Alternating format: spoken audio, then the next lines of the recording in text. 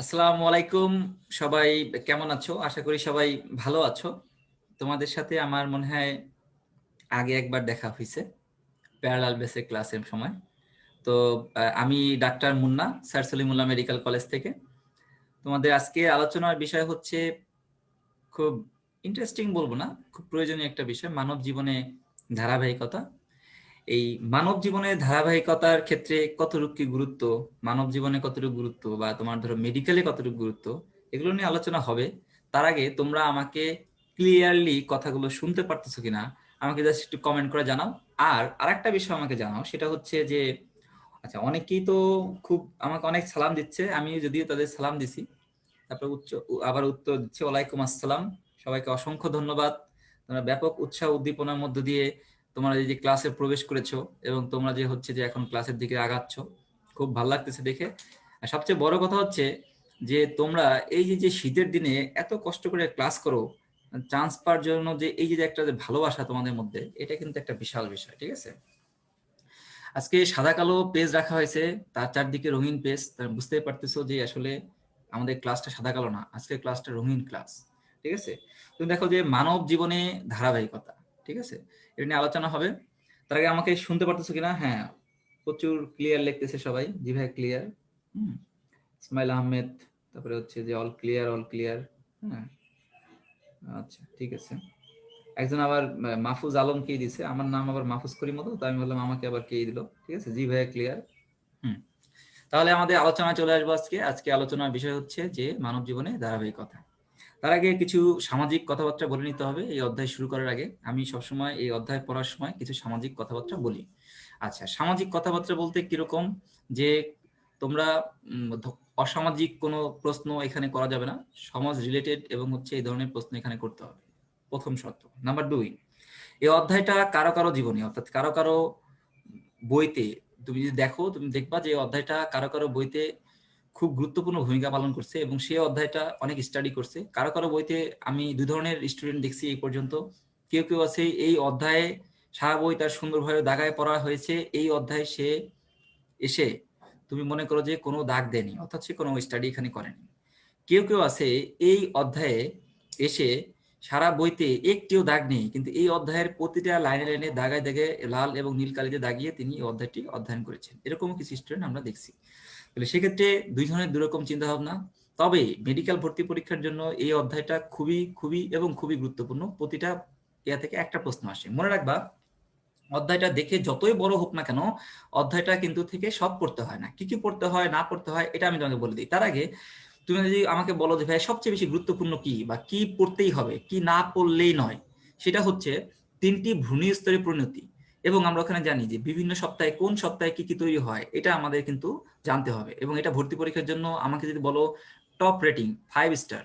তারপর তুমি যদি বলো ভাই আর কি পড়তে হবে, বিভিন্ন অংশ, মানে পুরুষ প্রজনন তন্ত্রের বিভিন্ন অংশ বর্ণনা এবং কাজটা খুব গুরুত্বপূর্ণ, এবং স্ত্রী প্রজনন তন্ত্রের বিভিন্ন অংশের বর্ণনা এবং কাজ খুবই গুরুত্বপূর্ণ। এবং এখানে আমরা জানি পুরুষ প্রজনন তন্ত্র এবং স্ত্রী প্রজনন তন্ত্র যে হরমোনাল ক্রিয়া, এই ক্রিয়াও কিন্তু খুবই গুরুত্বপূর্ণ। তার মানে আমরা বুঝতে পারতেছি এইগুলো হচ্ছে গুরুত্বপূর্ণ। তবে রিসেন্টলি বলতেছি, রিসেন্টলি ভর্তি পরীক্ষায় শেষের দিক থেকে অর্থাৎ রোগ জীবাণু থেকেও কিছু প্রশ্ন আসে।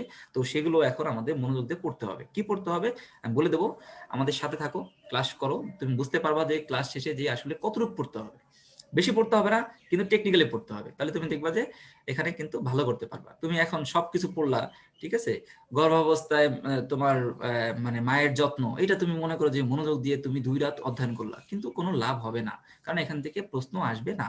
এবার আসো, তাহলে আমরা চলে যাই যে আমাদের আজকে আলোচনার বিষয়ে মানব জীবনের ধারাবাহিকতা। আমি বলছি যে এখান থেকে পড়তে হবে যে আরেকটা বিষয় বলে দেই, সংবিধিকরণ সদীকরণ। তুমি হচ্ছে যে তুমি অনেকে আছো যারা ক্লাসের এই অধ্যায়টা পড়ার পরে বাসায় গিয়ে পড়তে গিয়ে বিভিন্ন কারণে, প্রাকৃতিক কারণে তুমি পড়তে পারো না। যেমন ধরো আমার যে ক্ষেত্রে যেটা হইতো, আমি পড়তে গেলে দেখতাম যে তুমি ধরো পড়া শুরু করছি, এই অবস্থায় পরিবারের অন্য কোনো সদস্য, সিনিয়র বা জুনিয়র সদস্য চলে আসতো, তখন আমি অধ্যায়টা পড়তে পারতাম না, অন্য অধ্যায় সুইচ করে চলে যেত, কারণ আমরা জানি যে অধ্যায় কিছু অসামাজিক কিছু ছবি আছে। তো এই কারণে তুমি একটা জিনিস মনে রাখবা, তুমি যদি অধ্যায়টাকে কোনোভাবে যদি ইগনোর করো, না পড়তে চাও, তাহলেও কিন্তু তোমার বিপদ, কারণ একটা প্রশ্ন এখান থেকে আসবে, তো পড়তে হবে। তাহলে কি পড়তে হবে আমরা সেখানে চলে যাবো, ঠিক আছে। তো চলো আমাদের প্রথমে আচ্ছা, মানব জীবনের ধারাবাহিকতা আমি তোমাকে কি বলছি? আমি তোমাকে বলছি যে মানব জীবনের ধারাবাহিকতা থেকে আমাদের কি পড়তে হবে। মানব জীবনের ধারাবাহিকতা এই যে টপিকস, এখান থেকে আমাদের প্রধানত বা মেনলি আমাদের পড়তে হবে হচ্ছে বিভিন্ন অংশের বর্ণনা। অর্থাৎ তোমাকে প্রশ্ন করবে নিম্নে কোনটি পুরুষ প্রজননতন্ত্রের অংশ নয়, নিম্নের কোনটি স্ত্রী প্রজননতন্ত্রের অংশ নয়। এটা হচ্ছে প্রথম এবং প্রাইম কোশ্চেন। দ্বিতীয় কোশ্চেন আসবে তোমাকে যে কোনটি কোন অংশের কাজ, এটা হচ্ছে তোমার দ্বিতীয় কোশ্চেন। তার মানে আমাকে প্রথম কোশ্চেনে আমাকে ফোকাস করতে হবে কোনটি পুরুষ প্রজননতন্ত্রের অংশ নয়, এটা আমাদের প্রথম প্রশ্ন। আচ্ছা, আমি যদি তোমাকে এখানেই দেখাই দেই, তুমি চাইলে একটা কথা দিয়ে মনে রাখতে পারো, ঠিক আছে, কোনটি পুরুষ প্রজননতন্ত্রের অংশ নয়। ঠিক আছে, এটা থেকে তুমি চাইলে মনে রাখতে পারো কি দিয়ে, দেখো। আচ্ছা, এটা আমরা পড়ব হচ্ছে, তোমার এক বন্ধুর নাম হলো শিশির, সেখানে আমরা একটা কথা দিয়ে লিখবো শিশির। আমরা লিখবো হচ্ছে শিশিরের এপিক ভাষণে সবাই ক্ষেপল। এই কথা দিয়ে তুমি চাইলে পুরুষ প্রজননতন্ত্রের বিভিন্ন অংশের বর্ণনা মানে অংশের নাম মনে রাখতে পারো। শিশিরের এপিক ভাষণে সবাই ক্ষেপল। এখন বলতে পারো যে ভাইয়া এই কথাটার শানে নজুল কি, মানে ব্যাখ্যাটা কি, কিভাবে এই কথাটা আসলো। প্রথমে আসি যে তুমি এই যে এপিক কথাটা, এপিক কথাটার অর্থ হচ্ছে যে অদ্ভুত, অদ্ভুত ধরনের ভাষণ। কিরকম ভাষণ হতে পারে, যেমন ধরো তোমার এক বন্ধু শিশির, সে বা এক মন্ত্রী বা এমপির নাম হলো শিশির, সে গেছে হচ্ছে ধরো নর্থ সাউথ ইউনিভার্সিটির মধ্যে। এখন নর্থ সাউথ ইউনিভার্সিটি বা যে কোনো ভার্সিটিতে গেলে তার স্টুডেন্টরা কি ধরনের কথা বললে তাদের ভাল লাগে, তাদের ভাল লাগবে হচ্ছে ধরো আমি যদি নর্থ সাউথ ইউনিভার্সিটিতে গিয়ে যদি বলি যে এই ইউনিভার্সিটির সকল স্টুডেন্ট বা এই ইউনিভার্সিটির মতো এত সুন্দর ইউনিভার্সিটি আমি আমার জীবনও দেখিনি, এটা বললে তোমাদের ভাল লাগতো।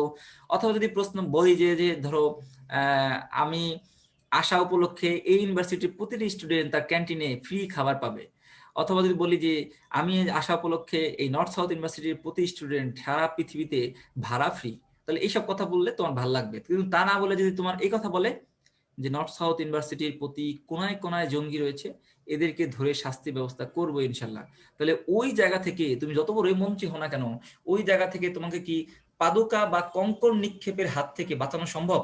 সম্ভব না। তাহলে আমরা বুঝলাম যে শিশিরের এপিক ভাষণে সবাই খেপলো, এর মানেটা কি।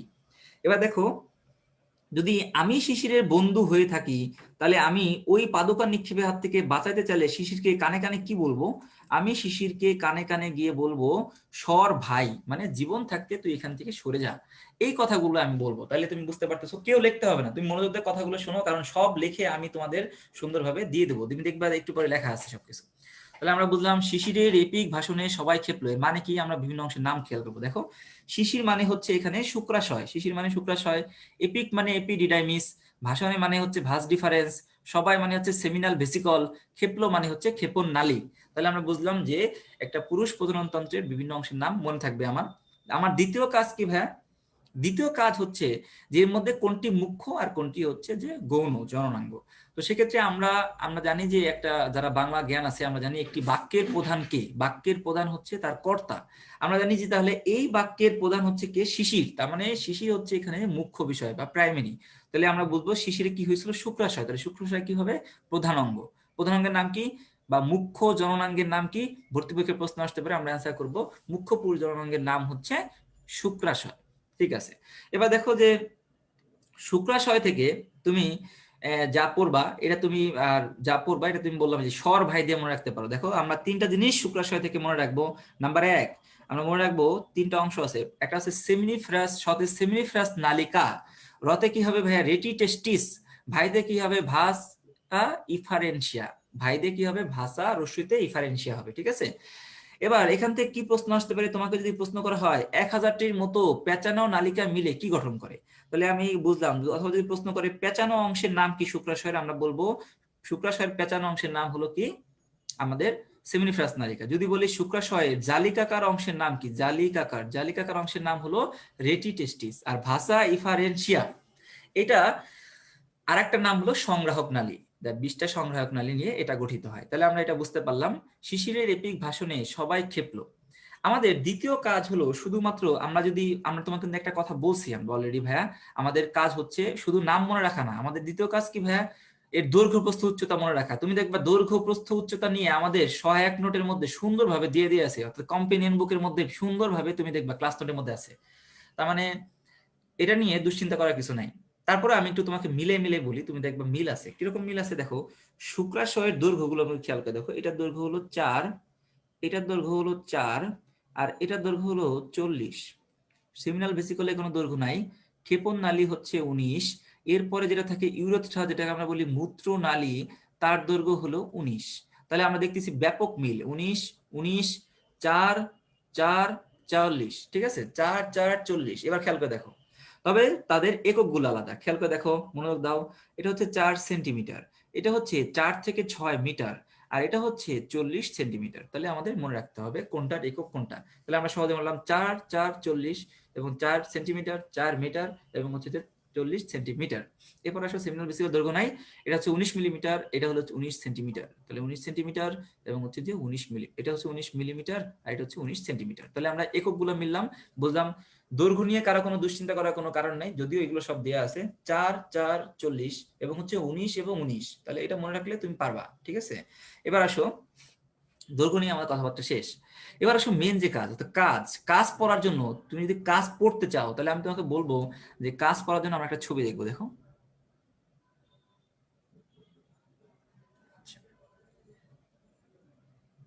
কাজ পড়ার জন্য আমরা একটা ছবি যদি তুমি দেখো, তাহলে তুমি বুঝতে পারবা যে আসলে কাজগুলো কিভাবে সহজে মনে রাখা যায়। খেয়াল করে দেখো, এটা হচ্ছে, তুমি যদি আমাকে বলো যে একটা পুরুষ প্রজনন তন্ত্রের বিভিন্ন অংশের কথাবার্তা এখানের মধ্যে আছে, ঠিক আছে। তো এবার দেখো যে পুরুষ প্রজনন তন্ত্রের বিভিন্ন অংশের যে বর্ণনা দেওয়া আছে, সেখানের মধ্যে কাজগুলো আমি কিভাবে মনে রাখতে পারি অল্প পরিশ্রম করে। প্রথমে আসি, আমাদের প্রধান যেটা থাকে সেটার নাম, মুখ্য জননাঙ্গের নাম কি ছিল ভাইয়া? মুখ্য জননাঙ্গের নাম ছিল হচ্ছে শুক্রাশয়। এই শুক্রাশয়ের কাজ হচ্ছে শুক্রাণু তৈরি করা, এটা আমরা জানি। এবং এখান থেকে টেস্টিস নাম থেকেই বুঝতে পারতেছো, তুমি দেখো এর দুইটা বাংলা নাম এবং ইংরেজি নাম থেকে দুইটা জিনিস খুব সহজ মনে রাখা যায়। একটা হচ্ছে যে শুক্রাশয়, তার মানে সে শুক্রাণু তৈরি করবে। আর একটা হচ্ছে টেস্টিস, ইংলিশে বলে, তার মানে এখান থেকে একটা হরমোন ক্ষরণ করবে, তার নাম হলো টি দিয়ে শুরু, টেস্টোস্টেরন। তাহলে টেস্টোস্টেরন হরমোন ক্ষরণ করবে কে? টেস্টিস। শুক্রাশয় নাম থেকে আসছে, শুক্রাণু তৈরি করবে কে? শুক্রাশয়। তাহলে দুইটা কাজ খুবই গুরুত্বপূর্ণ, আমরা পারবো, টেস্টোস্টেরন এবং হচ্ছে শুক্রাণু। এবার আসো, এখান থেকে যে শুক্রাণুগুলো তৈরি হবে এর পরবর্তী অংশের নাম ছিল হচ্ছে কি শিশিরের এপিক, মানে অ্যাপিডিডাইমিস। এই যে দেখো উপরে আছে অ্যাপিডিডাইমিস। এই অ্যাপিডিডাইমিসের মাধ্যমে কি হবে ভাইয়া? আমি বলি অ্যাপিডিডাইমিস অ্যাকচুয়ালি একটা ছাকনির মতো কাজ করে। ছাকনি কিরকম? যে শুক্রাণুগুলো ডিম্বাশয় তৈরি হয়েছে, এই শুক্রাণুগুলো থেকে অতিরিক্ত অসার বা বাজে পদার্থগুলো কমিয়ে বা ফ্লুইড কমায় এর শুক্রাণু ঘনত্বটাকে নিয়ন্ত্রণ করা। এবং তুমি মনে করো যে এর কাজ হচ্ছে, আর একটা জিনিস মনে রাখবো, যে এর কাজ হচ্ছে এখানে পুষ্টি সরবরাহ করা। তাহলে আমরা দেখলাম যে কাজ হলো যে অসার পদার্থটাকে বের করে দিল এবং হচ্ছে পুষ্টি সরবরাহ করলো। এরপরে যেটা থাকলো এপিক ভাষণে। ভাষণে কি হবে ভাইয়া? ভাষা এফারেন্সিয়া। ভাষা এফারেন্সিয়া কি হবে? তোমার এই এপিডিডাইমিস কিন্তু ওয়ান টাইপ অফ একটু এই জায়গাটায় এসে হোল্ড থাকে, মানে শুক্রাণুটা শুক্রাশয় মানে শুক্রাণুগুলো হোল্ড থাকে, মানে একটা অবস্থান করে।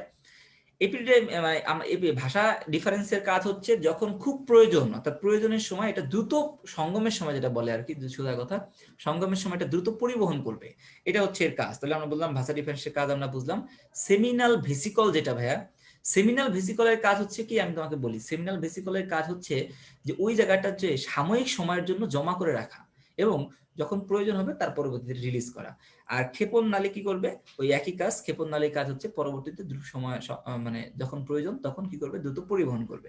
তাহলে আমরা দেখতেছি যে তুমি যদি কাজগুলো একটু ছবি দেখে দেখে পড়ো, তাহলে তোমার কাছে খুব সহজ মনে হচ্ছে, তাই না?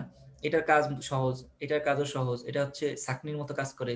এরপরে এটা সাময়িক সময় জমা হবে, যেখানে ফ্রুক্টোজ, চলনের ফ্রুক্টোজ এখানে সরবরাহ করবে এবং এখানে সঙ্গমের সময় বা প্রয়োজনের সময় দ্রুত সরবরাহ করবে। তাহলে এই কথাগুলো তুমি যদি বুঝো, তাহলে তুমি কিন্তু কাজগুলো সহজেই মনে রাখতে পারবা। তাহলে আমরা এখন ক্লিয়ার করে দিই। এবার আসো যে এর পরবর্তী, আমরা তো এত সময় যে পুরুষ জননগ্রন্থি বিভিন্ন অংশ পড়লাম, এখন আমরা পড়বো হচ্ছে, তোমাকে একটু জুম করে দেখাই। আচ্ছা, এখন পড়া যেটা হচ্ছে, এই অংশ থেকে কাজগুলো পড়া শেষ, আকার আকৃতি নিয়েও আমার কথাবার্তা বলা শেষ। এখন আমাদের যেটা বহির্জননাঙ্গ নিয়ে কথা, স্ক্রোটাম থেকে ভর্তি পরীক্ষায় কি প্রশ্ন আসতে পারে? যদি প্রশ্ন আসে স্ক্রোটাম কত স্তর বা কয় স্তর পেশি দ্বারা গঠিত, আমরা মনে রাখবো স্ক্রোটাম 5 স্তর পেশি দ্বারা গঠিত। কয় স্তর পেশি দ্বারা গঠিত? স্ক্রোটাম 5 স্তর পেশি দ্বারা গঠিত। এই একটা প্রশ্ন আসতে পারে।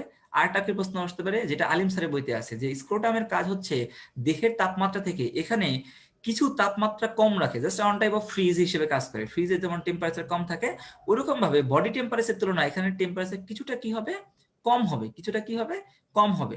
কিরকম কম হবে?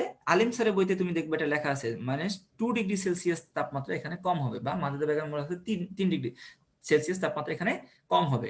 তাহলে স্ক্রোটামের কাজ আমরা বুঝতে পারলাম। একে তো ওখানে দেখবো অনেক কাজবার্তা লেখা আছে, যে এটাকে শুক্রাশয়কে ধরে রাখে, আকৃতি প্রদান করে, এরকম কথাবার্তা লেখা আছে। এগুলো ইম্পর্টেন্ট না, মেন ইম্পর্টেন্ট কাজ হচ্ছে এটা, মানে যে নির্দিষ্ট তাপমাত্রা অর্থাৎ 2 ডিগ্রি সেলসিয়াস টেম্পারেচার কম রাখাই হচ্ছে কাজ। এরপরে পরবর্তী টপিক কি আছে আমরা দেখি।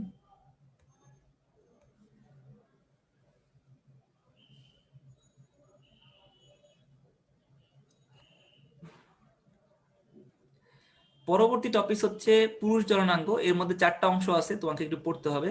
তোমরা 4টা অংশ এমনি মনে রাখতে পারো, এটা কেউ চাইলে লিখে নিতে পারো অথবা কেউ নাও লিখতে পারো, কারণ এটা জরুরি কিছু না। আমরা দেখলাম যে 4টা অংশ আছে। এটা আমি বলি যে শিশু গল্প দিয়ে মনে রাখা যায়। 4টা অংশের নাম শিশু গল্প। শিশু গল্প, শিশু গল্প দিয়ে কি হবে? শিশ্ন মূল, শিশ্ন দেহ, গ্ল্যান্স পেনিস আর পিপিউস, এই 4টা অংশের নাম তুমি চাইলে নিজে মনে রাখতে পারো। তাহলে আমাকে পড়তে হবে একটা পুরুষ জননাঙ্গে কয়টা অংশ থাকে? 4টা অংশ থাকে। এই যে এই অংশগুলো পড়বে। তবে এর মধ্যে ইরেকটাইল কোষ থাকে 2 ধরনের, কর্পোরা ক্যাভার্নোসাম এবং হচ্ছে স্পঞ্জিনোসাম। এটা তোমাকে পড়তে হবে। তাহলে এখান থেকে পড়া তোমার শেষ। এবার আসো, যে এখান থেকে তো পড়া শেষ, এবার আসো জনন গ্রন্থি। এখানে এটা খুবই গুরুত্বপূর্ণ, কারণ তোমরা যদি 2012 সালে ভর্তি পরীক্ষার প্রশ্ন দেখো, তুমি দেখবা 2012 সালের ভর্তি পরীক্ষার প্রশ্নে এখান থেকে প্রশ্ন অলরেডি আসছে। তাহলে আমরা বুঝলাম পুরুষ জনন গ্রন্থি, তোমাকে জুম করে দেখানো হচ্ছে পুরুষ জনন গ্রন্থি থেকে কি প্রশ্ন আসতে পারে। পুরুষ জননগ্রন্থি থেকে প্রশ্ন আসছে একবার ভর্তি পরীক্ষায়, নিম্নে কোনটি পুরুষ জননগ্রন্থি নয়? তো এটা পারার জন্য পুরুষ জননগ্রন্থি গুলোর নাম তুমি যদি মনে রাখতে চাও, এটা তুমি একটা কথা লিখে রাখতে পারো এর পাশে। সেটা হচ্ছে এইটা, অবশ্য তোমাদের লেখা আছে, নাও লিখতে পারো। সেটা হচ্ছে পশ্চিমা বালকেরা কাপুরুষ। এই পশ্চিমা বালকেরা কাপুরুষ, মানে পশ্চিমা বলতে আমরা বোঝাচ্ছি হচ্ছে ওয়েস্টার্ন কান্ট্রিনে। সবসময় দোষ নিজের ঘাড়ে নেওয়া যাবে না, আমরা পশ্চিমা দেশ না, আমরা পশ্চিমা দেশ দিয়ে বলবো পশ্চিমা বালকেরা কিরকম কাপুরুষ। এটাতে তুমি পুরুষ জনন গ্রন্থিগুলোর নাম মনে রাখতে পারো। পশ্চিমাতে কি হবে ভাইয়া? প্রোস্টেট গ্রন্থি, প্রোস্টেট। পশ্চিমাতে হবে প্রোস্টেট গ্রন্থি। বালকে বালবৈরত ছাল, যারই আরেক নাম কিন্তু কাউপারে গ্রন্থি। কেন আমি তাহলে 3টা নাম বললাম? গ্রন্থি 2টা বাট নাম 3টা। ভর্তি পরীক্ষায় কিন্তু প্রশ্ন আসছিল কোনটি নয়, সেখানের মধ্যে 3টে অপশন ছিল, এবং ওইখানে কাউপারে গ্রন্থি হয়তো মনে থাকলে, কারো বালবৈরত ছাল মনে থাকলো না, তাহলে সেক্ষেত্রে আমি বললাম পশ্চিমা বালকেরা কাপুরুষ। তুমি চাইলে ভর্তি পরীক্ষা 2012 দেখে নিতে পারো, তার মধ্যে এই প্রশ্নটা অলরেডি চলে আসছে। ঠিক আছে, তাহলে কোনটি গ্রন্থি না। এবার দেখো এই জায়গা থেকে তুমি কি পড়বা। প্রোস্টেট গ্রন্থি দিয়ে তুমি ম দিয়ে 2টি কথা মনে রাখবা। ম দিয়ে কি কি ভাই মনে রাখবা? মতে এটা মিউকাস ক্ষরণ করে, আর মতে এটা দেখতে মটর দানার মতো। তাহলে আমরা বুঝলাম 2টি প্রশ্ন অ্যান্সার আমরা পোস্টেড গ্রন্থি থেকে পড়বো। নাম্বার 1 হচ্ছে এটা দেখতে মটর দানার মতো, সরি ঠিক আছে,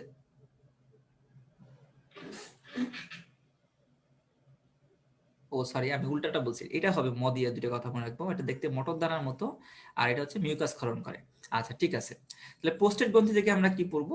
পোস্টেড গ্রন্থি থেকে এই যে শুক্রাণুকে বেঁচে থাকতে সহায়তা করে, এই কথাটা শুধু পড়লাম, শেষ। আর দেখতে কেমন? নাশপাতির মতো, এই কথাটা গুরুত্বপূর্ণ। এটা আকৃতি নিয়ে সবকিছু আমাদের কিন্তু কম্পিনিয়ন বুকে দিয়ে আছে, তো ওখান থেকে আমরা দেখে নেবো। তাহলে আমাদের গ্রন্থি নিয়ে কথাবার্তা শেষ। এবার আসো হরমোনাল ক্রিয়া, পুরুষ জনন গ্রন্থি হরমোনাল ক্রিয়া, যেটা তোমাদের হচ্ছে ভর্তি পরীক্ষার জন্য গুরুত্বপূর্ণ, বাট তোমাদের অনেকেই বলে যে ভাই এটা অনেক কঠিন লাগে। চলো আমরা কিভাবে এটা সহজ ভাবে পারা যায় সেটা দেখি। ঠিক আছে, হরমোনাল ক্রিয়া, এই যে ক্লাস নোটের মধ্যে সবই দিয়ে আছে, দেখো। আচ্ছা, যেখানে দৈর্ঘ্যগুলো দেখো আজমল স্যারের বইতে এখানে দৈর্ঘ্যগুলো সুন্দরভাবে দেওয়া আছে, এবং তোমার আলিম স্যারকে তুলনা করে পাশাপাশি দেওয়া হয়েছে, যেটা তোমাদের পড়ার জন্য খুবই সুবিধা হয়েছে। তুমি 2টা বই আলাদা করে কিন্তু পড়তে হবে না, এটা একটা সুবিধা। তাহলে দৈর্ঘ্যগুলো তুমি একটু দেখে নিলা। এরপরে আমরা দিলাম যে তোমাদের হচ্ছে আকৃতি, আকৃতি নিয়ে যদি কথা হয়, তাহলে আকৃতি নিয়ে যদি কথা বলতে চাও তাহলে আমি বলবো তুমি হচ্ছে, আচ্ছা এটা মনে হয় একটু বেশি জুম হয়ে গেছে, আমরা একটু কম জুম করি। আচ্ছা এই দেখো আকৃতিগুলো এখানে সুন্দরভাবে দিয়ে আছে। দেখো নাশপাতি আকৃতি, কোনটা মটর আকৃতি, কোনটা বাদাম আকৃতি, বা কোনটা উল্টানো নাশপাতি আকৃতি, ঠিক আছে। আচ্ছা তাহলে এই হচ্ছে কথাবার্তা, এগুলো পড়তে হবে। তাহলে আমরা যেটা কারণ এখানে আসছি পুরুষ প্রজননতন্ত্রের,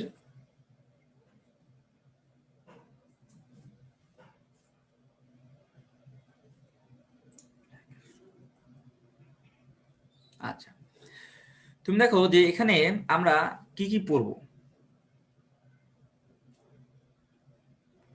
এখানে আকৃতিগুলো আমরা কিভাবে পড়বো খেয়াল করে দেখো। এটা যদি আরেকটু জুম করা হয় তাহলে মনে দেখা যেতে পারে। আচ্ছা এই যে পুরুষ প্রজননতন্ত্রে হরমোনাল ক্রিয়ার মধ্যে আমরা অলরেডি পড়ছি, দেখো আমরা এটা একটু পড়ি। আচ্ছা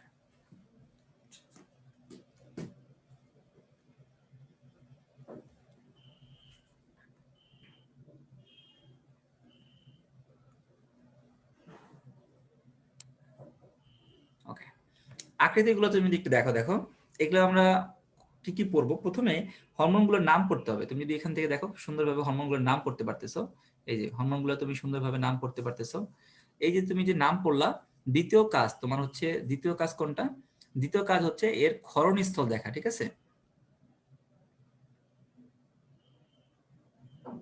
আচ্ছা আমাদের কালারগুলো একটু কম্বিনেশন করে নিই। আচ্ছা খেয়াল করে দেখো, তাহলে আমরা প্রথম কাজ হচ্ছে হরমোনগুলোর নাম পড়া, প্রথম কাজ হচ্ছে হরমোনের নাম পড়া, দ্বিতীয় কাজ হচ্ছে আমাদের ক্ষরণস্থল কোথায় এটা দেখে, তৃতীয় কাজ হচ্ছে আমাদের কাজ কি এটা মনে রাখা। প্রথম কাজ খেয়াল করো, ক্ষরণ কিভাবে মনে রাখবো। আমরা মনে রাখবো দেখো যেখানে ন কথাটা আছে, ন ন যেখানে ন কথাটা আছে সেই ন কথাটা অবশ্যই কি হবে। তাহলে আমরা বুঝলাম যে যেখানে ন কথাটা থাকবে, ন তোমাকে দেখাচ্ছি, যেখানে ন কথাটা থাকবে, এই ন কথাটা যেখানে থাকবে সেখানে কি হবে তোমার হচ্ছে ক্ষরণস্থল হবে শুক্রাশয় থেকে। খেয়াল করে দেখো যেটা হচ্ছে শুক্রাশয় থেকে, টেস্টোস্টেরন, ইনহিবিন আর হচ্ছে অ্যান্ডোস্টেরন, এই তিনটে হচ্ছে কি শুক্রাশয় থেকে ক্ষরিত হবে। এটা ন কথাটা থাকবে। এরপর আসো যে তুমি যেখানে তুমি দেখবা বাকিগুলোর মধ্যে একটা শুধুমাত্র অ্যাড্রিনাল গ্রন্থি আছে, বাকি সবগুলোই কিন্তু তোমার লুটিওট্রফিক বা ফলিকুলার স্টিমুলেটিং হরমোনের মধ্যে কিন্তু কথাগুলো আছে। এবার খেয়াল করে দেখো যে কাজ কিভাবে মনে রাখবা। তুমি মনে রাখবা কাজের মধ্যে প্রধানত কাজ হচ্ছে দুইটা। কিরকম ভাইয়া? একটা হচ্ছে যে মুখ্য জননাঙ্গ তৈরি করা, একটা হচ্ছে মুখ্য অথবা গৌণ জননাঙ্গ তৈরি করা, গৌণ জননাঙ্গ একটা হচ্ছে মুখ্য বা জননাঙ্গ তৈরি করা। নাম্বার দুই হলো তোমার গৌণ সেকেন্ডারি বা সেকেন্ডারি সেক্সুয়াল ক্যারেক্টারিস্টিক্স বা সেকেন্ডারি যৌন বৈশিষ্ট্য তৈরি করা। তাহলে আমরা একটা যৌন অঙ্গ তৈরি করা, একটা হচ্ছে যৌন বৈশিষ্ট্য এখানে নিয়ন্ত্রণ করা, ঠিক আছে। তাহলে আমরা দেখলাম, এবার আসি কোনটা মধ্যে কোনটা কোনটা তোমরা একটু দেখবা। আচ্ছা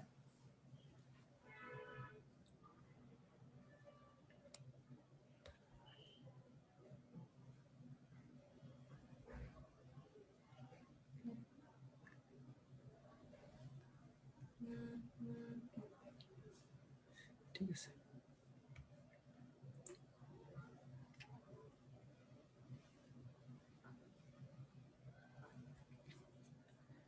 ঠিক আছে এটাই হাইস্ট জোন, ঠিক আছে।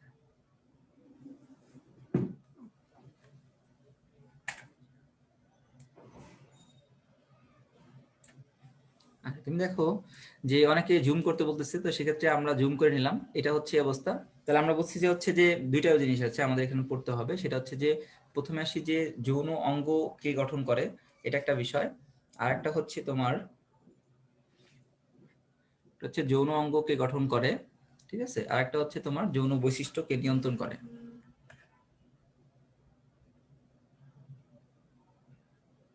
ঠিক আছে। একটা হচ্ছে যৌন বৈশিষ্ট্যকে নিয়ন্ত্রণ করে। তাহলে আমরা বুঝলাম, দেখো এখানে খেয়াল করে দেখো, এই যে মুখ্য আনুষঙ্গিক যৌন অঙ্গের বৃদ্ধি ঘটে, এটা একমাত্র যৌন অঙ্গের বৃদ্ধি ঘটানো, বাকি সব যৌন বৈশিষ্ট্য। দেখো সেকেন্ডারি সেক্সুয়াল ক্যারেক্টারিস্টিক্স কে তৈরি করে, এটাও কিন্তু যৌন বৈশিষ্ট্য নিয়ন্ত্রণ করে, এটাও কিন্তু যৌন বৈশিষ্ট্য নিয়ন্ত্রণ করে। একটা হচ্ছে যৌন অঙ্গের বিকাশ ঘটায়। তাহলে তুমি দেখো এখান থেকে যদি তুমি পড়ো খুব সহজেই তুমি কিন্তু মনে রাখতে পারবা।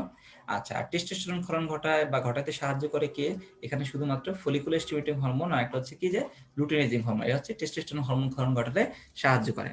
ঠিক আছে, তাহলে হচ্ছে মোটামুটি এই কাজগুলো আমাদের এখান থেকে পড়তে হবে। একটা ছক দেখে তুমি যদি পড়ো তাহলে তোমার পড়া অল্প সময়ের মধ্যে মনে থাকবে। এবার আসো পরবর্তীতে আর কি আছে।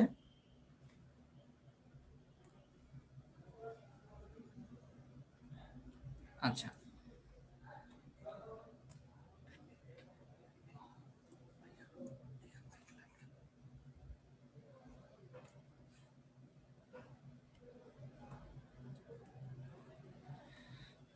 আচ্ছা তুমি দেখো যে আমরা এখানে ছিলাম, অর্থাৎ পুরুষ প্রজননতন্ত্রের হরমোনাল ক্রিয়ার মধ্যে এখানে ছিলাম। এবার আসো স্ত্রী প্রজননতন্ত্রের বিভিন্ন অংশের যে বর্ণনা, এখান থেকেও ভর্তি পরীক্ষার প্রশ্ন আসতে পারে। তো স্ত্রী প্রজননতন্ত্রের বিভিন্ন অংশের বর্ণনা, এটা আমরা কি দিয়ে মনে রাখবো খেয়াল করে দেখো। এটা আমরা চাইলে মনে রাখতে পারি।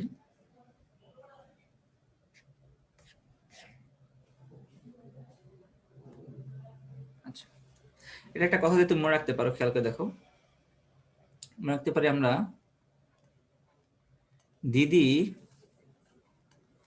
জাতির জনক বলায় ব্যর্থ। ঠিক আছে, এই কথা দিয়ে তুমি চাইলে মনে রাখতে পারো। তাহলে দিদি জাতির জনক বলায় ব্যর্থ, এটা দিয়ে স্ত্রী প্রজননতন্ত্রের বিভিন্ন অংশের নাম তুমি চাইলে মনে রাখতে পারো। তুমি দেখো যে দিদি জাতির জনক বলায় ব্যর্থতে কি হবে, খেয়াল করে দেখি। দিদির প্রথম দিতে কি হবে, অনেকে দেখতেছে ভাইয়া দিদি বানান তো এরকম না, দিদি বানান তো অন্যরকম। তো দেখো দিদির প্রথম দাঁতে কি হবে, ডিতে হচ্ছে ডিম্বাশয়, জিতে হচ্ছে ডিম্বনালী, জাতিতে হচ্ছে তোমার জরায়ু, জনকে হচ্ছে যোনি, বলাই হচ্ছে তোমার আমরা কি বলবো বহিঃজননাঙ্গ। তবে একমাত্র তাহলে ব্যর্থ, তাহলে ভাই কি হবে দেখবা, স্ত্রী প্রজননতন্ত্রের একমাত্র গ্রন্থির নাম হলো বার্থলিন। ঠিক আছে, তাহলে আমরা মনে রাখলাম যে স্ত্রী প্রজননতন্ত্রের বিভিন্ন অংশের নাম কি, দিদি জাতির জনক বলায় ব্যর্থ। এখন বলতে পারো যে ভাইয়া দিদি এই বানান তো ভুল লিখছেন, আবার জনক বানান ভুল লিখছেন, তাই না? আমি তো তোমাদের আগেই ক্লাসে বলছি যে ভুল থেকে যদি দারুণ কিছু হয় তাহলে তো ভুলই ভালো, তাই না? তুমি দেখো তাহলে কি দারুণ কিছু হলো, তুমি এটা দিয়ে সব অংশগুলোর নাম মনে রাখতে পারলা। প্রথম দেখো দিদির দিতে কি হবে, ডিম্বাশয়, ডিম্বনালী, জরায়ু এবং হচ্ছে এই অংশগুলোর নাম মনে রাখলা।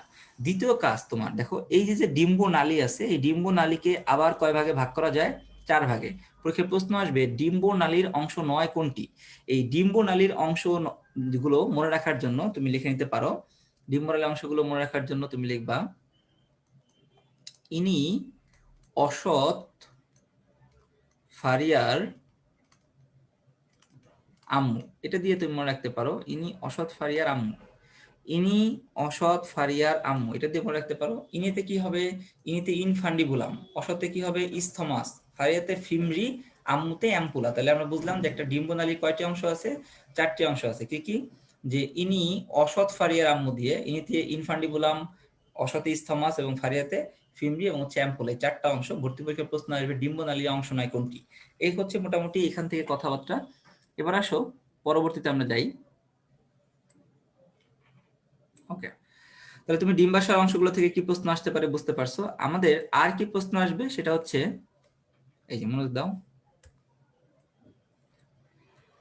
এখান থেকে ডিম্বনালী বা ক্ষেপণনালী থেকে তেমন কোনো প্রশ্ন আসার সম্ভাবনা এখানে নাই। ডিম্বনালী থেকে যা আসা আমি বলছি। জরায়ু থেকে একটা গুরুত্বপূর্ণ প্রশ্ন আসতে পারে, সেটা হচ্ছে, আচ্ছা সেটা কি হইতে পারে, সে প্রশ্ন আসতে পারে এই যে এই লাইনটা, অর্থাৎ গর্ভাবস্থায়, অর্থাৎ বাচ্চা যখন ধারণ করে গর্ভাবস্থায় এটা কত গুণ বৃদ্ধি পায়, গর্ভাবস্থায় এটা প্রায় 20 গুণের মতো বৃদ্ধি পায়, এটা একটা বিষয়।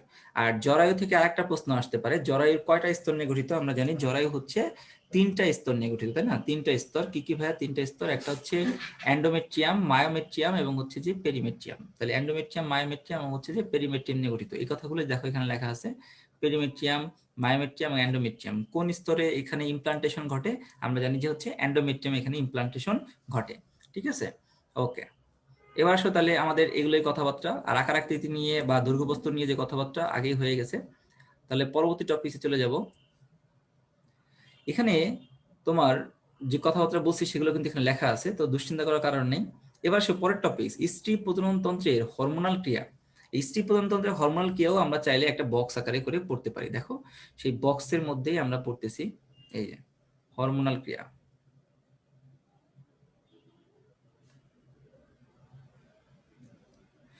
এর মধ্যে একই সূত্র, তুমি দেখো এটা কিভাবে মনে রাখবো, একই রকম সূত্র দিয়ে তুমি মনে রাখতে পারো। কিরকম ভাইয়া, যেখানে তুমি দেখবা ন কথাটা আছে, যে সকল হরমোনের শেষে, নামের শেষে ন কথাটা আছে, যেমন ইস্ট্রোজেন, প্রোজেস্টেরন, তারপরে হচ্ছে তোমার রিল্যাক্সিন, এইগুলো তোমার হচ্ছে ডিম্বাশয় থেকে তৈরি হবে। অর্থাৎ একটু আগে আমরা পড়ছিলাম যেখানে ন থাকবে সেগুলো কি থেকে তৈরি হবে? শুক্রাশয় থেকে। আবার তুমি ধরো ইস্ট্রোজেন, প্রোজেস্টেরন, রিল্যাক্সিন, এগুলো কোথা থেকে উৎপন্ন হবে? ডিম্বাশয় থেকে উৎপন্ন হবে। আর একমাত্র হিউম্যান ক্রনিক গ্লোমেরুলার হরমোন যেটা কোথা থেকে তৈরি হয়?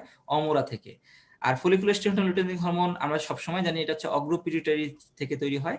এটা নিয়ে দুশ্চিন্তা করার আমাদের কোনো কারণ নাই। এবার আসো যে কাজগুলো আমরা কিভাবে পড়ব।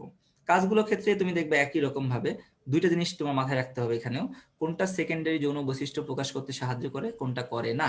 নাম্বার 1, এছাড়া তুমি কিছু কাজ এমনিই পারবা। যেমন খেয়াল করে দেখো 3 নম্বর রিল্যাক্সিন। রিল্যাক্সিন কথাটা আসছে রিল্যাক্স থেকে।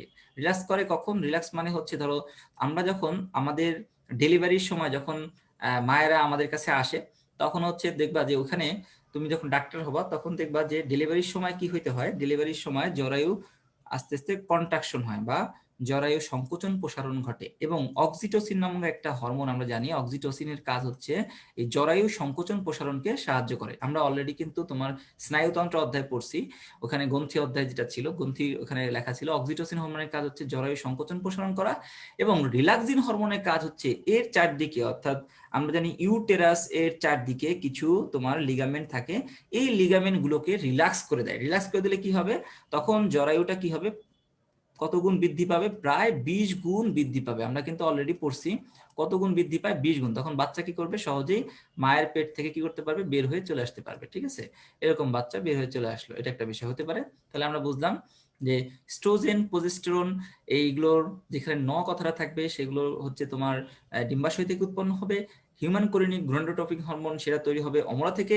আর ফলিকুলার স্টিমুলেটিং লুটেইন হরমোন আমরা আগে থেকেই জানি এটা অগ্র পিটুইটারি থেকে তৈরি হবে। এবং কাজের ক্ষেত্রে আমরা প্রথমে চিন্তা করতেছি রিল্যাক্সিন। রিল্যাক্সিনের কাজ কি আমরা বললাম? রিল্যাক্সিনের কাজ হচ্ছে যে এই যে লিগামেন্ট গুলো আছে, দেখো মহিলাদের প্রসবের সময় শ্রেণীদেশীয় লিগামেন্ট গুলো এবং প্রসারণ ঘটায় এবং এটাকে সহজতর করে, এটা হচ্ছে কাজ। ঠিক আছে, আর বাকি কাজগুলো তুমি দেখো এর মধ্যে দুই ভাগে ভাগ করতে পারো। একটা হচ্ছে আমি বললাম যে প্রথমে তুমি চিন্তা করবা যে কারা কারা সেকেন্ডারি যৌন বৈশিষ্ট্য যেগুলো আছে, সেকেন্ডারি সেক্সুয়াল ক্যারেক্টারিস্টিক্স প্রমাণ করে, কারা কারা করে না। এই জিনিসগুলো তুমি একটু প্রথমে দেখবা। দেখো এই যে স্ত্রী চরিত্র পরিস্ফুটন ঘটায় এরা, এটা হচ্ছে ভ্রূণের পরিস্ফুটন। এই ইস্ট্রোজেন আর প্রোজেস্টেরনকে তুমি আলাদা করবা কি দিয়ে? দেখবা ইস্ট্রোজেন হচ্ছে কাজ করে মায়ের উপরে, ইস্ট্রোজেন মায়ের উপর কাজ করে, আর প্রোজেস্টেরন কাজ করে ভ্রূণের উপরে। তাহলে ইস্ট্রোজেন মায়ের উপরে আর প্রোজেস্টেরন কাজ করে কার উপরে? ভ্রূণের উপরে। এটা একটা বিষয়। এবার দেখো যে এই হচ্ছে কথাবার্তা। আর এখানে তোমার কর্পাস লুটিয়ামকে মেনলি ফলিকুলার স্টিমুলেটিং হরমোনের কাজ কি হবে এটা তুমি আগেই পড়ছো, ফলিকলের বৃদ্ধি ঘটায় এর কাজ। লুটিয়েনিজিং হরমোনের কাজ কি তুমি জানো? এর কাজ হচ্ছে তোমার এই যে গ্রাফিয়ান ফলিকল এবং কর্পাস লুটিয়ামে পরিণত করা হচ্ছে এর কাজ। এটা আরেকটা কাজ আমরা জানি, ডিম্বপাত ঘটানো। ডিম্বপাত এটা মেন কাজ। তাহলে লুটিয়েনিজিং হরমোনের প্রধান কাজ কি? ডিম্বপাত ঘটানো। এটা কখন হয় আমি তোমাকে বলে দেব যে ডিম্বপাত কখন ঘটে। তোমরা দেখবা যে আমরা যদি বলি রজচক্র পড়াবার সময় তোমাকে এটা ক্লিয়ার করে দেওয়া হবে যে আসলে লুটেইনিং হরমোন কিভাবে ডিম্বপাত ঘটায়। ঠিক আছে, ওকে। আমরা দেখতেছি অনেকে ব্যাপক খুশি এবং উৎসাহ মধ্য দিয়ে ক্লাস করতেছে।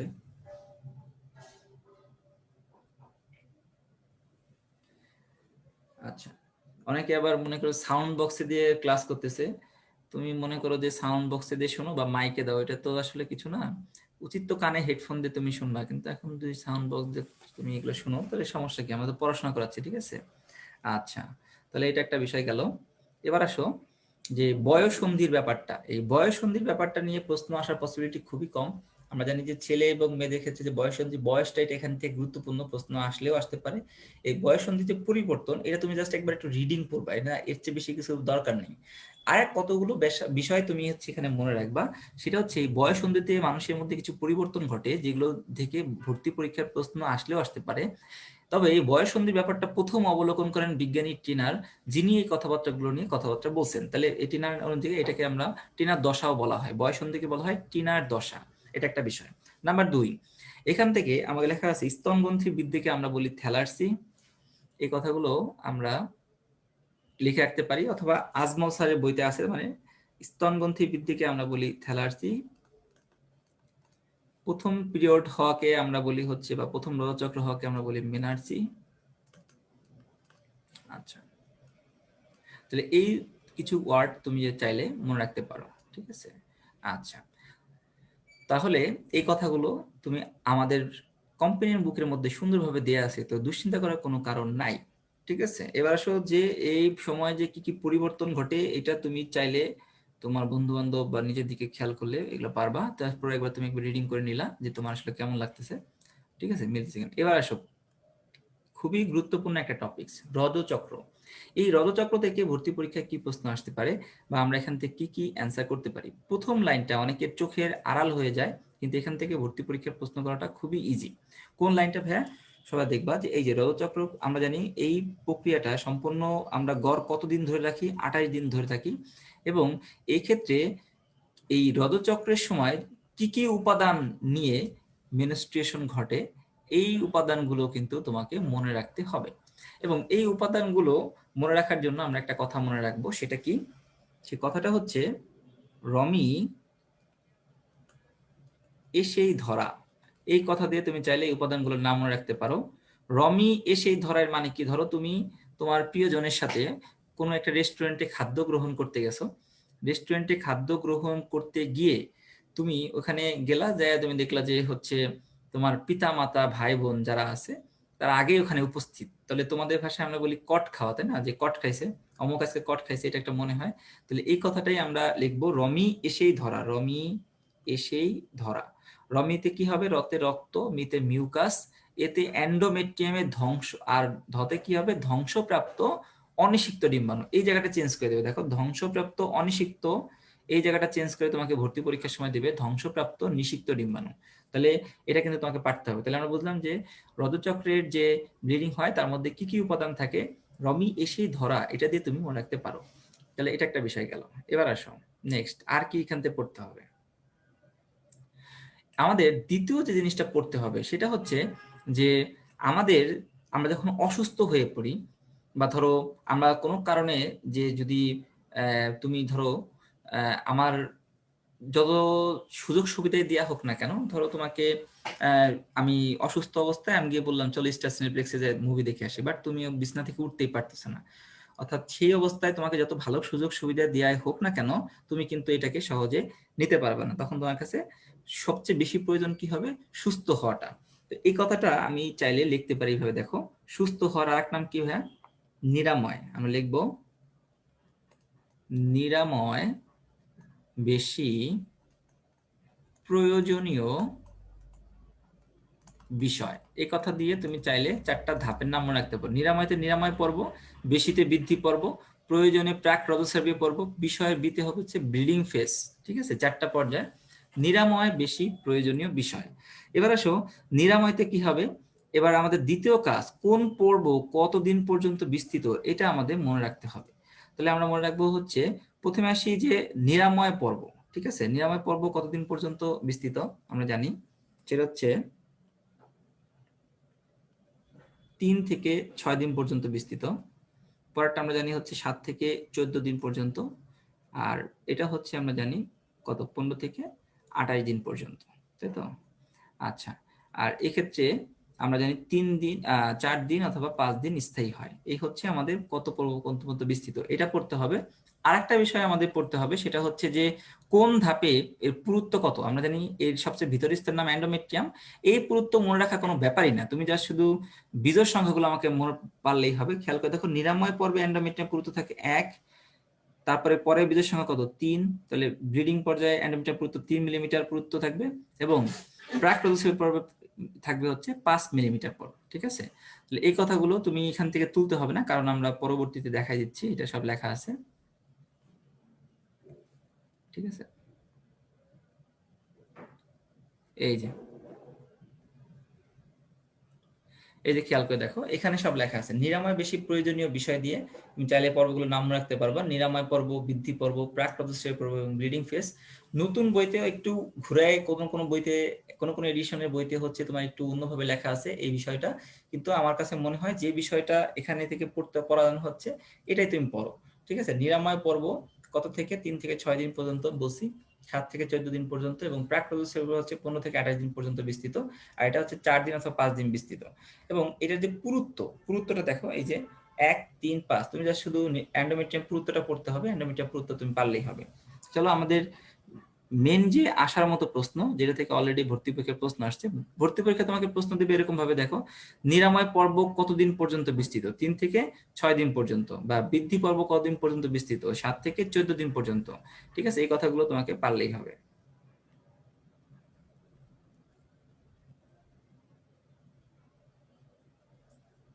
ওকে, ঠিক আছে।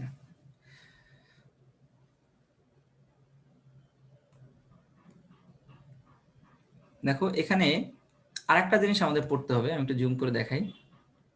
সেটা হচ্ছে রজস্রাবীয় বা ব্রিডিং ফেজে লাস্ট লাইনে দেখো, প্রথম প্যারার শেষ লাইন, এখানে দেখো কতগুলো হরমোন আছে যেগুলো তোমার হচ্ছে এই রজস্রাবীয় প্রক্রিয়ায় ব্যবহৃত হয়। এটা তোমার হচ্ছে ভর্তি পরীক্ষা আসতে পারে যে নিম্নের কোন হরমোনটি রজস্রাবে ব্যবহৃত হয় না, বা কোন প্রয়োজন পড়ে না কোন হরমোনটি। ঠিক আছে, তাহলে এখানে আমরা দেখতেছি 4টা হরমোন এখানে খুব প্রয়োজনীয়। এই যে স্ট্রোজেন, প্রোজেস্টেরন, ফলিকুলার স্টিমুলেটিং হরমোন এবং লুটিনাইজিং হরমোন, এই 4টা হরমোন হচ্ছে খুব বেশি প্রয়োজনীয় বা ইম্পর্টেন্ট, 4টি প্রধান হরমোন। এই 4টা হরমোন তুমি চাইলে একটি কথা দিয়ে মনে রাখতে পারো যে সেটা কিরকম, একটি সাহিত্যিক কথা দিয়ে মনে রাখতে পারো। সেটা কিরকম হতে পারে, দেখো এসো প্রিয়া ফুল লও।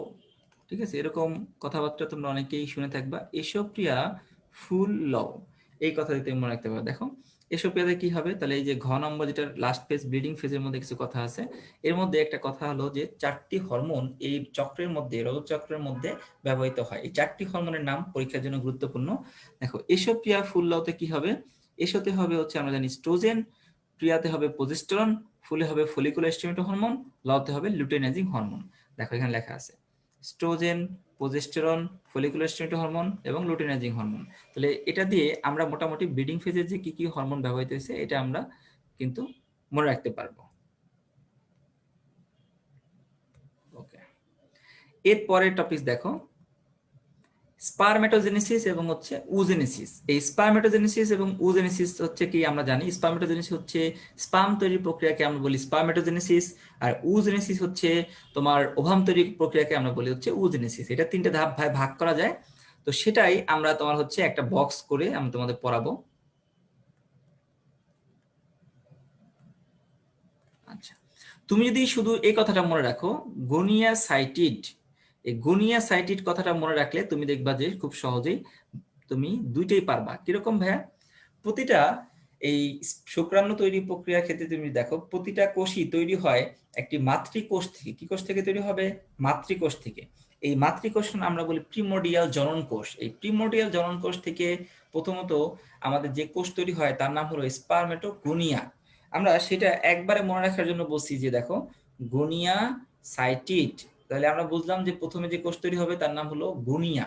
খেয়াল করে দেখো, এই যে প্রথম মাতৃকোষ থেকে যে কোষ তৈরি হয় তার নাম স্পাম তৈরির ক্ষেত্রে স্পারমেটোগোনিয়া। এই স্পারমেটোগোনিয়া থেকে যে কোষ তৈরি হবে তার নাম হলো সাইট, কি সাইট, প্রাইমারি স্পারমেটোসাইট অথবা সেকেন্ডারি স্পারমেটোসাইট, এবং তারপরে তৈরি হবে টিড মানে স্পারমাটিড, এবং তারপরে পরিণত শুক্রাণু তৈরি হবে তার নাম হলো শুক্রাণু। তাই তুমি দেখো এখান থেকে দুই ধরনের প্রশ্ন আসতে পারে। নাম্বার 1 তোমাকে প্রশ্ন করতে পারে যে কোথায় কোন ধরনের বিক্রিয়া সংঘটিত হয়। তুমি দেখবা এইখানে কিন্তু তোমার মাইটোসিস বিক্রিয়া সম্পন্ন হয়েছে, মাইটোসিস। এখানেও তোমার হচ্ছে প্রথম মিওসিস অন তৈরি হবে, মিওসিস অন। আচ্ছা, মিওসিস অন, আর এখানে হবে তোমার মিওসিস 2। তাহলে আমরা বুঝতে পারতেছি যে ভর্তি পরীক্ষার প্রশ্ন আসলে এখান থেকে আসতে পারে কোন জায়গায় মাইটোসিস বিক্রিয়া ঘটবে এবং কোথায় মিওসিস বিক্রিয়া ঘটবে। তাহলে আমরা বুঝলাম প্রিমোডিয়াল জননকোষ থেকে যখন প্রথম স্পারমেটোগোনিয়া তৈরি হবে তখন আমরা পাবো হচ্ছে যে কোষগুলো তার নাম হলো তোমার মাইটোসিস কোষ বিভাজন। এই মাইটোসিস কোষ বিভাজন থেকে যখন প্রাইমারি স্পারমেটোসাইট তৈরি হবে, যে প্রক্রিয়ায় এটাও মাইটোসিস প্রক্রিয়া হবে, কিন্তু প্রাইমারি স্পারমেটোসাইট থেকে সেকেন্ডারি স্পারমেটোসাইট তৈরি হয় মিওসিস অন, যেখানে তোমার ক্রোমোজোম সংখ্যা কিন্তু কমে গিয়ে অর্ধেক হয়ে যাবে।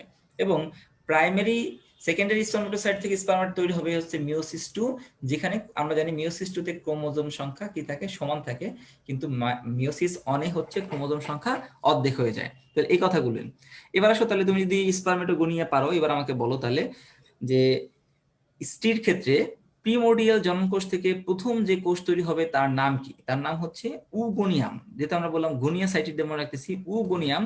এই উগোনিয়াম থেকে মাইটোসিস প্রক্রিয়ার মাধ্যমে প্রথম যে কোষ বিভাজন করবে তার নাম হলো প্রাইমারি উসাইট। এই প্রাইমারি উসাইট থেকে সেকেন্ডারি উসাইট তৈরি হবে কোন ধরনের বিক্রিয়া ঘটবে? আমরা জানি কোষ বিভাজন মিওসিস অন। আচ্ছা, সেকেন্ডারি উসাইট থেকে উটুট তৈরি হবে কোন ধরনের ক্ষেত্রে? Meiosis two. এই কথাগুলো আমরা কিন্তু পরীক্ষায় সর্বোচ্চ গেলে প্রশ্ন আসতে পারে। তার মানে কোথায় হ্যাপ্লয়েড, কোথায় ডিপ্লয়েড আমরা বুঝতে পারছি। প্রাইমারি উসাইট কিন্তু কোন ধরনের? ডিপ্লয়েড। সেকেন্ডারি আর হচ্ছে উটিট বাকি সবগুলো কিন্তু কি হবে? হ্যাপ্লয়েড ধরনের কোষ। এটা কিন্তু ভর্তি পরীক্ষায় এই বাইরে প্রশ্ন এখান থেকে আসবে না। ঠিক আছে, তাহলে আমরা বুঝলাম স্পার্মেটোগোনিয়া, এগুলো আমাদের পড়া শেষ। এরপরে দেখো পরবর্তী যে টপিকস, ডিম্বাণু ঝিল্লি। ঠিক আছে,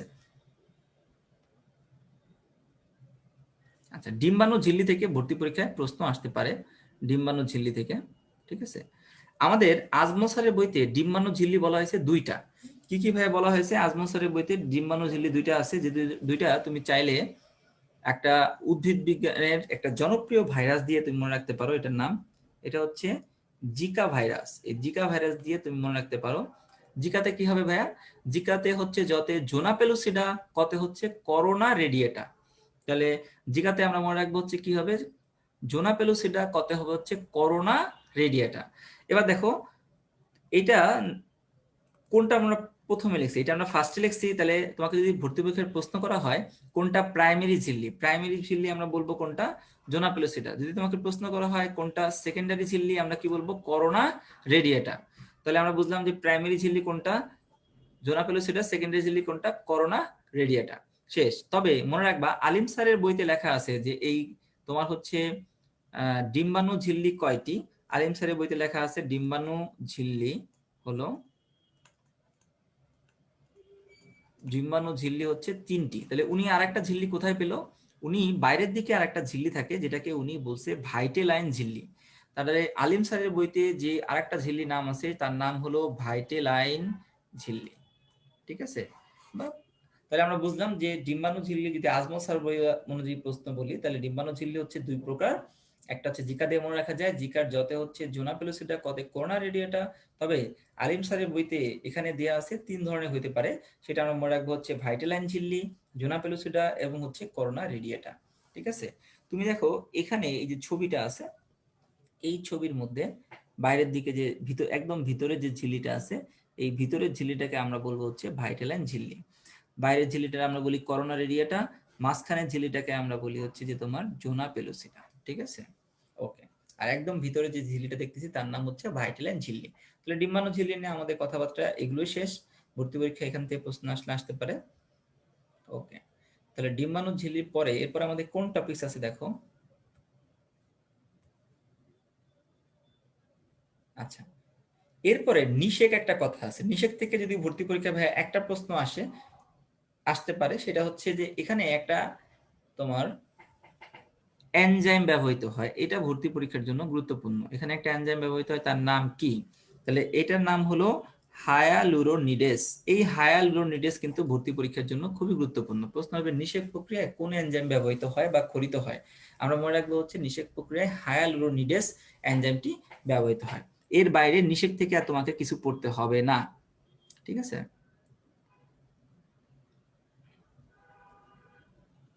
ওকে। নেক্সটে আসো, ইমপ্লান্টেশন। ইমপ্লান্টেশন থেকে তোমাকে আমরা জানি ইমপ্লান্টেশন থেকে দুইটা প্রশ্ন আসতে পারে। নাম্বার 1 হচ্ছে ইমপ্লান্টেশন কত থেকে কততম দিনে ঘটে? আমরা জানি 6 থেকে 9তম দিনে ঘটবে। এবং ইমপ্লান্টেশন আমরা জানি জরায়ুর কোন স্তরে ঘটবে? আমরা জানি জরায়ুর 3টা স্তর, একটা হচ্ছে এন্ডোমেট্রিয়াম, মায়োমেট্রিয়াম এবং হচ্ছে পেরিমেট্রিয়াম। তাহলে কোন স্তরে ঘটবে? আমরা মনে রাখবো এন্ডোমেট্রিয়ামে এই গর্ভধারণ বা ইমপ্লান্টেশন ঘটবে। এবং এই ইমপ্লান্টেশনের ফলে প্রথম যে কোষ তৈরি হয় তার নাম কি? এটাও ভর্তি পরীক্ষা আসতে পারে। বা ইমপ্লান্টেশন কোন অবস্থায় ঘটে এটাও প্রশ্ন আসতে পারে। এটা হচ্ছে আমরা জানি ব্লাস্টোসিস্ট অবস্থায় ইমপ্লান্টেশন ঘটে। ব্লাস্টোসিস্ট অবস্থায় ইমপ্লান্টেশন ঘটে। তাহলে আমরা এখান থেকে প্রশ্ন কি কি পড়লাম? কোথায় সংঘটিত হয়? এন্ডোমেট্রিয়ামের মধ্যে। কত থেকে কততম দিনে? 6 থেকে 9তম দিনে। খেয়াল করে দেখো, এই যে এটা 6 থেকে 9তম দিনে, এটা ঘটবে 6 থেকে 9তম দিনে। কোথায় সংঘটিত হইতেছে? এন্ডোমেট্রিয়ামের মধ্যে। এবং এটা তোমার কোন অবস্থায়? ব্লাস্টোসিস্ট দশায়। আমরা জানি আমাদের যখন নিষেক ঘটে, নিষেক ঘটার সময় প্রথম যে কোষ তৈরি হয়, এই কোষের নাম কি ভাইয়া? এই কোষের নাম হলো, আমরা জানি যে নিষেকের ফলে প্রথম যে কোষ তৈরি হবে তার নাম হলো জাইগোট। এই জাইগোট কোষ বিভাজনের মাধ্যমে প্রথমে যে কোষ তৈরি করবে বা পরবর্তী যে 8টি কোষের যে একটা অবস্থান সৃষ্টি করে তার নাম হলো, আমরা জানি, মরুলা।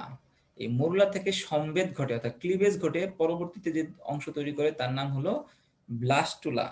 ঠিক আছে, মরুলার পরে যে কোষ হবে তার নাম হলো ব্লাস্টুলা। এই ব্লাস্টুলা থেকে 3টি আমরা জানি প্রধান ভ্রূণীয় স্তর বা কোষ স্তর তৈরি হবে। এই 3টি ভ্রূণীয় স্তরকে আমরা বলি অ্যাক্টোডার্ম, মেসোডার্ম এবং অ্যান্ডোডার্ম। এই 3টি ভ্রূণীয় স্তর তৈরি হবে। আচ্ছা, এই 3টি ভ্রূণীয় স্তর থেকে আমরা জানি আমাদের দেহের সকল অঙ্গাণু তৈরি হবে। এই অঙ্গাণু তৈরি হওয়ার প্রক্রিয়াকে আমরা বলি অর্গানোজেনেসিস। আমরা বলি অর্গানোজেনেসিস। ঠিক আছে, আর তার আগে আমি কি বলে নিলাম যে এই ব্লাস্টুলা থেকে অর্গানোজেনেসিস হওয়ার আগে যে 3টি ভ্রূণীয় স্তর তৈরি হলো এটাকে আমরা বলি গ্যাস্ট্রুলেশন। ঠিক আছে, তাহলে আমরা দেখতে পারতেছি যে প্রথমে জাইগোট থেকে কোষগুলো 8টি কোষ দশার মতো পরিণত হয়, এটাকে আমরা বলি মরুলা। এই মরুলা থেকে আমাদের যে কোষ তৈরি হবে তার নাম হচ্ছে ব্লাস্টুলা, আর ব্লাস্টুলা থেকে যে 3টি কোষীয় স্তর তৈরি হবে তার নাম হচ্ছে গ্যাস্ট্রুলেশন বা গ্যাস্ট্রুলা, এবং তার মাধ্যমে যে কোষ তৈরি হবে তাকে আমরা বলি হচ্ছে অর্গানোজেনেসিস।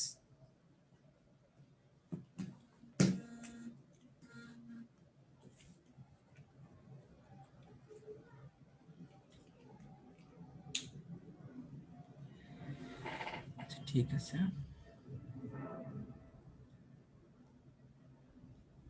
জুম করে দেখাই।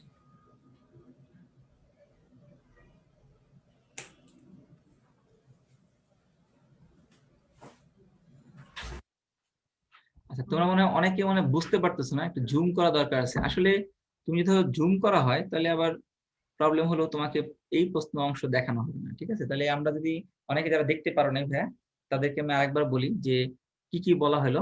সেটা হচ্ছে আমরা বলতেছিলাম যে হচ্ছে ইমপ্লান্টেশন নিয়ে কথা বলতেছিলাম, যে আমরা ইমপ্লান্টেশন কোন দশায় ঘটে বা এগুলো নিয়ে আমাদের আলোচনার বিষয়। তাহলে সেক্ষেত্রে আমাদের প্রথম কথা হচ্ছে যে আমাদের নিষেকের ফলে যে কোষ তৈরি হয় তার নাম কি? নিষেকের ফলে যে প্রথম কোষ তৈরি হয় তার নাম হলো জাইগোট। এইটার নাম হলো জাইগোট। ঠিক আছে, জাইগোট থেকে যে কোষ তৈরি হবে অর্থাৎ কোষ বিভাজনের মাধ্যমে যে 8টি কোষের দশা, কয়টি কোষের দশা? 8টি কোষ, অর্থাৎ জাইগোট থেকে যে 8টা কোষের একটা দশা তৈরি হয় এই দশার নাম হলো মরুলা। এই মরুলা থেকে ক্লিভেজ বা সম্ভেদ হয়ে ভাগ হয়ে যে কোষ তৈরি করবে তার নাম হলো ব্লাস্টুলা। আর এই ব্লাস্টুলা থেকে 3টি ভ্রূণীয় বা কোষীয় স্তর তৈরি করে তার নাম কি? তার নাম হলো তোমার গ্যাস্ট্রুলেশন। ঠিক আছে, গ্যাস্ট্রুলেশন। আচ্ছা, গ্যাস্ট্রুলেশন হবে। আর এই গ্যাস্ট্রুলেশন থেকে তোমার যে বিভিন্ন অঙ্গাণু তৈরি হয় তাকে আমরা বলবো হচ্ছে অর্গানোজেনেসিস। তাহলে এই হচ্ছে তোমার সবগুলো প্রক্রিয়ার নাম, যেখান থেকে আমরা একটু পরে পড়বো যে ব্যক্তিজনিক পরিস্ফুটনে কি কি ব্যবহৃত হয়। তাহলে আমরা দেখলাম কি কি আছে সেখানে, জাইগোট, মরুলা, ব্লাস্টুলা, তারপর হচ্ছে গ্যাস্ট্রুলেশন, মানে 3টি ভ্রূণীয় স্তর তৈরি হবে, এবং হচ্ছে অর্গানোজেনেসিস, এই প্রক্রিয়া। ঠিক আছে, ওকে। তাহলে আমরা এখান থেকে পড়া শেষ। আর আমরা একটা জিনিস মনে রাখবো, ইমপ্লান্টেশন ঘটনা ঘটে কত থেকে 6 থেকে 9তম দিনে, এবং কোথায় ঘটে, এবং এটা জাইগোটের ব্লাস্টোসিস্টে ঘটে। ঠিক আছে, ওকে। এবার আসো পরবর্তীতে নেক্সট টপিকে যাব আমরা। অমরা থেকে যেটা ভর্তি পরীক্ষার প্রশ্ন আসতে পারে, অমরার কাজ খুবই গুরুত্বপূর্ণ, খেয়াল করে দেখো। এই যে অমরার কাজ, এই অমরার কাজগুলো তুমি যদি মনে রাখতে চাও তাহলে আমি তোমাকে কিছু নর্মাল কথাবার্তা বলবো, সেটা মনে রাখলে তুমি পারবা। দেখো, অমরাতে আসলে কিভাবে বাচ্চা থাকে, অমরার মধ্যে বাচ্চা থাকে এইভাবে, খেয়াল করে দেখো। অমরার কাজ হচ্ছে, অমরা কিন্তু একটা স্বাভাবিক মায়ের দেহে থাকে না, কিন্তু যখন সে গর্ভধারণ করে তখন কিন্তু এই অমরা তার দেহে আসে। তাহলে অমরার কাজ হচ্ছে এই বাচ্চাটাকে ঘিরে অবস্থান করা, অর্থাৎ বাচ্চাটাকে একটা জায়গা দেয়া। তুমি আমার কথা যদি তুমি এটা যদি মনে রাখতে পারো এই কথাগুলো, তাহলে তুমি এই কাজগুলো আর করতে হবে না। খেয়াল করে দেখো, তাহলে অমরার কাজ হচ্ছে বাচ্চাটাকে জায়গা দেয়া। এই জন্য বাচ্চাটাকে জায়গা দেওয়ার জন্য যেটা তৈরি হবে তার নাম হলো কি? অমরা। ধরো এটা একটা অমরা, আমি তো সুন্দর আঁকতেছি, ছবি তুমি দেখতেছো, এটার নাম হচ্ছে অমরা। তাহলে অমরা থেকে কাজ কি হবে? অমরার কাজ হচ্ছে, প্রথম কাজ বাচ্চাকে কি করা? জায়গা দেয়া। দ্বিতীয় কাজ, বাচ্চার যা যা মায়ের যা যা খাচ্ছে সেই অংশ থেকে পুষ্টি আসা, অর্থাৎ দ্বিতীয় কাজ হচ্ছে মায়ের দেহ থেকে কি আসবে, পুষ্টি বা যেসব খাবার খাচ্ছে সেগুলো কি এখানে প্রবেশ করবে। ঠিক আছে, আচ্ছা এবার দেখো যে এটা হচ্ছে দ্বিতীয় কাজ। এবার ধরো পুষ্টি আসলো, কিন্তু তোমার হচ্ছে মা যে তোমার হচ্ছে মা যে ওষুধ খাচ্ছে সেই ওষুধগুলো এখানে আসবে। আচ্ছা, মায়ের যদি তুমি কোনো কারণে ভ্যাকসিন দাও তাহলে ভ্যাকসিনটা এখানে আসবে। তাহলে তুমি খেয়াল করে দেখো, তুমি যদি মা যা খাচ্ছে সেটা আসতেছে, মাকে যে ওষুধ তুমি দিতেছো সেই ওষুধ আসতেছে, মাকে যে তুমি ভ্যাকসিন দিতেছো সেই ভ্যাকসিন এখানে আসতেছে। তাহলে আমরা দেখতেছি এই তিনটা অংশ আছে। তাহলে পুষ্টি সরবরাহ করা, ওষুধ আর হচ্ছে তোমার ভ্যাকসিন, যেগুলো মা গ্রহণ করবে সেগুলো গ্রহণ করবে। আবার বাচ্চা বাঁচার জন্য তোমার কি দরকার, বাচ্চা বাঁচার জন্য তোমার হচ্ছে অক্সিজেন দরকার না, গ্যাসীয় বিনিময় ঘটানো দরকার। তাহলে সেটাও অক্সিজেন এবং কার্বন ডাইঅক্সাইড সেটাও কিসের মাধ্যমে আসবে, বা গ্যাসীয় বিনিময় ঘটবে কিসের মাধ্যমে, এই অমরার মাধ্যমে। তাহলে আমরা বুঝলাম যে অমরার প্রথম এবং প্রধান কাজ হচ্ছে বাচ্চাকে জায়গা প্রদান করা। দ্বিতীয় কাজ হচ্ছে মায়ের থেকে যে সকল পদার্থ বা বস্তু আসবে সেগুলোকে গ্রহণ করা। কিরকম দেখো, মায়ের দেহ থেকে মা তো যে খাবার গ্রহণ করে সেই খাবার বাচ্চার প্রয়োজন, পুষ্টি আসবে। মা যদি কোনো ওষুধ সেবন করে সেটা মায়ের বাচ্চার দেহে আসবে। মা যদি কোনো ভ্যাকসিন গ্রহণ করে সেটা কিন্তু বাচ্চার দেহে আসবে। এবং মা যদি কোনো তোমার যে অক্সিজেন এবং কার্বন ডাই অক্সাইড গ্রহণ করবে সেটা বাচ্চার দেহে আসবে। তাহলে বাচ্চার দেহে যদি এখন এত কিছু ভালো জিনিস আসতেছে, খারাপ জিনিস আসবে না? এখন মায়ের যদি কোনো রোগ হয়, মায়ের যদি কোনো রোগ হয় তাহলে সেক্ষেত্রে মায়ের এই রোগটাও কিন্তু বাচ্চার দেহে চলে আসবে। তাহলে এত ভালো ভালো খারাপ জিনিস কোথায়, বাচ্চার দেহে আসবে। বাচ্চার দেহ থেকে মায়ের দেহে কিছু যাবে না? যাবে। কি কি যাবে? বাচ্চার দেহ থেকে মায়ের দেহে যাবে হচ্ছে তোমার রেচন পদার্থ। আমরা এর আগের দিন পড়ছিলাম রেচন। তাহলে বাচ্চার দেহ থেকে মায়ের দেহে, অর্থাৎ বাচ্চা যদি মূত্র ত্যাগ করে সেই মূত্র বাচ্চার দেহ থেকে কোথায় চলে যাবে, মায়ের দেহে চলে যাবে। ঠিক আছে, আচ্ছা তাহলে আমরা বুঝতে পারতেছি যে মায়ের দেহ থেকে অনেক প্রথম কাজ, অমরার প্রথম কাজ হচ্ছে বাচ্চাকে জায়গা প্রদান করা, যেটাকে আমরা বলতেছি সংস্থাপন। দ্বিতীয় কাজ হচ্ছে বাচ্চা, মা যে পুষ্টি গ্রহণ করবে সেই পুষ্টি চলে আসবে, মা যে ওষুধ খাবে সেই ওষুধ চলে আসবে, মা যে ভ্যাকসিন নেবে সেই ভ্যাকসিন চলে আসবে, মা যে অক্সিজেন শ্বাস প্রশ্বাস গ্রহণ করতে সেই অক্সিজেন গুলো তোমার হচ্ছে বিনিময় ঘটবে। তাহলে একই সাথে মায়ের যদি কোনো রোগ হয় এই রোগও কিন্তু বাচ্চার দেহে চলে যাবে। তাহলে বাচ্চার দেহ থেকে মায়ের দেহে কি আসবে, এর যে রেচন পদার্থ সেই রেচন পদার্থগুলো মায়ের দেহে চলে আসবে। এ বাদেও তোমার অমরা দুইটা কাজ আছে। কি কাজ আছে ভাইয়া? সেটা হচ্ছে সঞ্চয় করা। কি কি পদার্থ সঞ্চয় করে তোমাকে যদি একটু জুম করে দেখাই।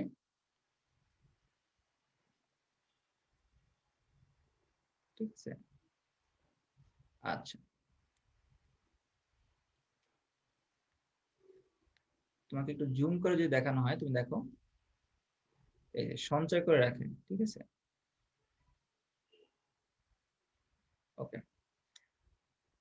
কি কি সঞ্চয় করে রাখে ভাইয়া?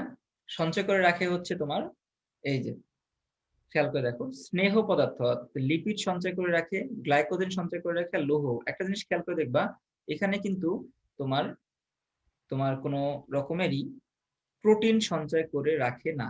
তাহলে ভর্তি পরীক্ষার প্রশ্ন যদি আসে যে নিম্নের কোনটি হচ্ছে অমরা সঞ্চয় করে রাখে না বা কোন খাদ্য উপাদান, তাহলে আমাদের দেখবো যে যদি সেখানে তোমরা আমরা বুঝতে পারতেছি যে এরা সঞ্চয় করে রাখে গ্লুকোজ, গ্লুকোজ সঞ্চয় করে রাখে, প্লাস তোমার সঞ্চয় করে রাখে হচ্ছে এরা গ্লুকোজ যে সঞ্চয় রূপ তার নাম আমরা জানি গ্লাইকোজেন। আর আমরা জানি হচ্ছে এখানে স্নেহ পদার্থ যেটাকে আমরা বলি লিপিড, স্নেহ সঞ্চয় করে রাখে। কিন্তু এখানে কোনো প্রোটিন সঞ্চয় করে রাখে না। এর সাথে এটা লৌহ জাতীয় পদার্থ সঞ্চয় করে রাখে, লৌহ। তাহলে আমরা বললাম আয়রন, গ্লুকোজ এবং হচ্ছে লিপিড, এই তিনটা হচ্ছে সঞ্চয় করে রাখে। কে সঞ্চয় করে রাখবে? আমরা দেখতেছি অমরা সঞ্চয় করে রাখবে। ঠিক আছে, আচ্ছা এবার আসো হরমোন ক্ষরণের ব্যাপারটা। এটা তুমি দেখবা যে 4 ধরনের হরমোন এরা ক্ষরণ করে: estrogen, progesterone, human placental lactogen এবং হিউম্যান কোরিয়নিক গনাডোট্রপিন হরমোন। এই 4টা হরমোন একটু দেখতে হবে যে কোন কোন হরমোন, এগুলো পড়তে হবে। ঠিক আছে, তাহলে আমাদের এখান থেকে এই কথাগুলো মনে রাখলেই হবে। ঠিক আছে, এবার আসো ভ্রূণ আবরণী। ভ্রূণ আবরণী আমরা জানি কয় ধরনের হতে পারে ভাইয়া? 4 ধরনের হতে পারে। এটা আমরা এখান থেকে পড়বো না, এটা আমরা ক্লাস নোটে কম্পিটেন্ট বুকের মধ্যে থেকে পড়বো। দেখো এখান থেকে পড়বো। এটা যদি আমি একটু জুম করি,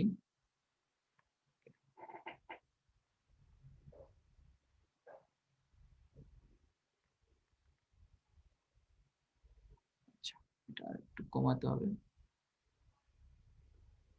ঠিক আছে?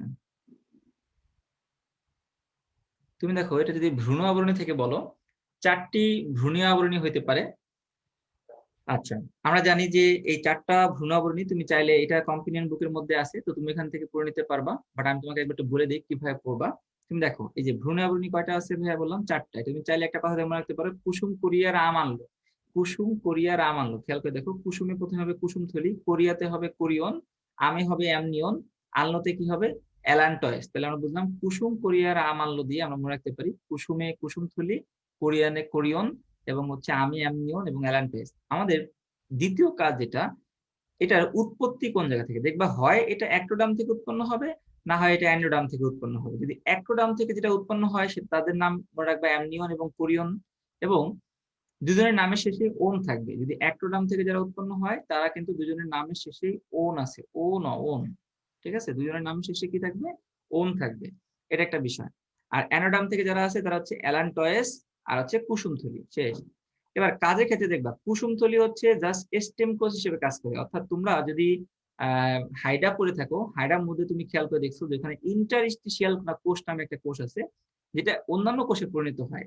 ওই ওই কোষগুলোকে আমরা বলি স্টেম কোষ, যেটা যে কোষ থেকে অন্যান্য কোষে রূপান্তরিত হয় সেটাকে আমরা স্টেম কোষ বলি। দেখো কুসুমকলি থেকে স্টেম কোষ তৈরি হয়, যে স্টেম কোষের কাজ হচ্ছে রক্তকণিকা এবং লিম্ফ বা তৈরি করে, লিম্ফ তৈরি করে এবং হচ্ছে রক্তকণিকা তৈরি করে। তাহলে আমরা বুঝলাম কুসুমথলির কাজ হচ্ছে স্টেম কোষ হিসেবে কাজ করবে। Number 2, amnion. অ্যামনিয়নের কাজ হচ্ছে যে অ্যামনিয়ন এক ধরনের তরল পদার্থ, এই তরল পদার্থগুলোকে কাজ হচ্ছে যে চাপ এবং ঝাঁকুনির হাত থেকে রক্ষা করে। অ্যালান্টয়েস এবং কোরিয়নের কাজ হলো যত ধরনের তোমার তন্ত্র আছে, যেমন রেচন, তারপরে তোমার শ্বসন গঠন, রেচন শ্বসন এবং গঠন তৈরি করবে কে, অ্যালান্টয়েস, ঠিক আছে? তাহলে এটা আমরা পারবো। 4টি ভ্রূণস্তর থেকে কি কি পড়তে হবে আমরা বুঝতে পারছি। প্রথমে তাদের নামগুলো, কুসুম কোরিয়া নাম আনলো। দ্বিতীয়ত তারা কোন জায়গা থেকে উৎপত্তি হয়, অ্যাক্টোডাম এবং মেসোডাম। মেসোডাম তুমি দেখবা দুই জায়গার মধ্যেই আছে, ectoderm plus mesoderm, অ্যানোডাম plus mesoderm. তাহলে আমরা মনে রাখবো যেখানে অ্যাক্টোডাম আছে সেগুলোর নামের শেষে ওন আছে, অ্যামনিয়ন কোরিয়ন এগুলো ওন আছে, আর বাকিগুলোর নামের শেষে কোনো ওন নাই। এই কথাটা মনে রাখতে হবে, ঠিক আছে? এবার কাজের ক্ষেত্রে তুমি ওই যে একবার পড়লা স্টেম কোষ হিসেবে কাজ করবে, এটা কাজ রক্তকণিকা লিম্ফ হিসেবে কাজ করে, এবং তুমি হচ্ছে যে অ্যামনিয়নের কাজ শুষ্কতার চাপ থেকে ঝাঁকুনি থেকে রক্ষা করে, ঠিক আছে?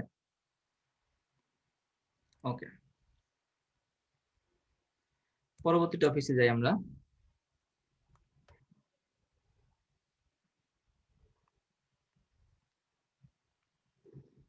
এরপরে যেটা আছে 3টি ভ্রূণীয় স্তরে পরিণতি, এটা তোমার ভর্তি পরীক্ষার জন্য খুবই খুবই গুরুত্বপূর্ণ। 3টি ভ্রূণীয় স্তরে পরিণতি খুবই গুরুত্বপূর্ণ।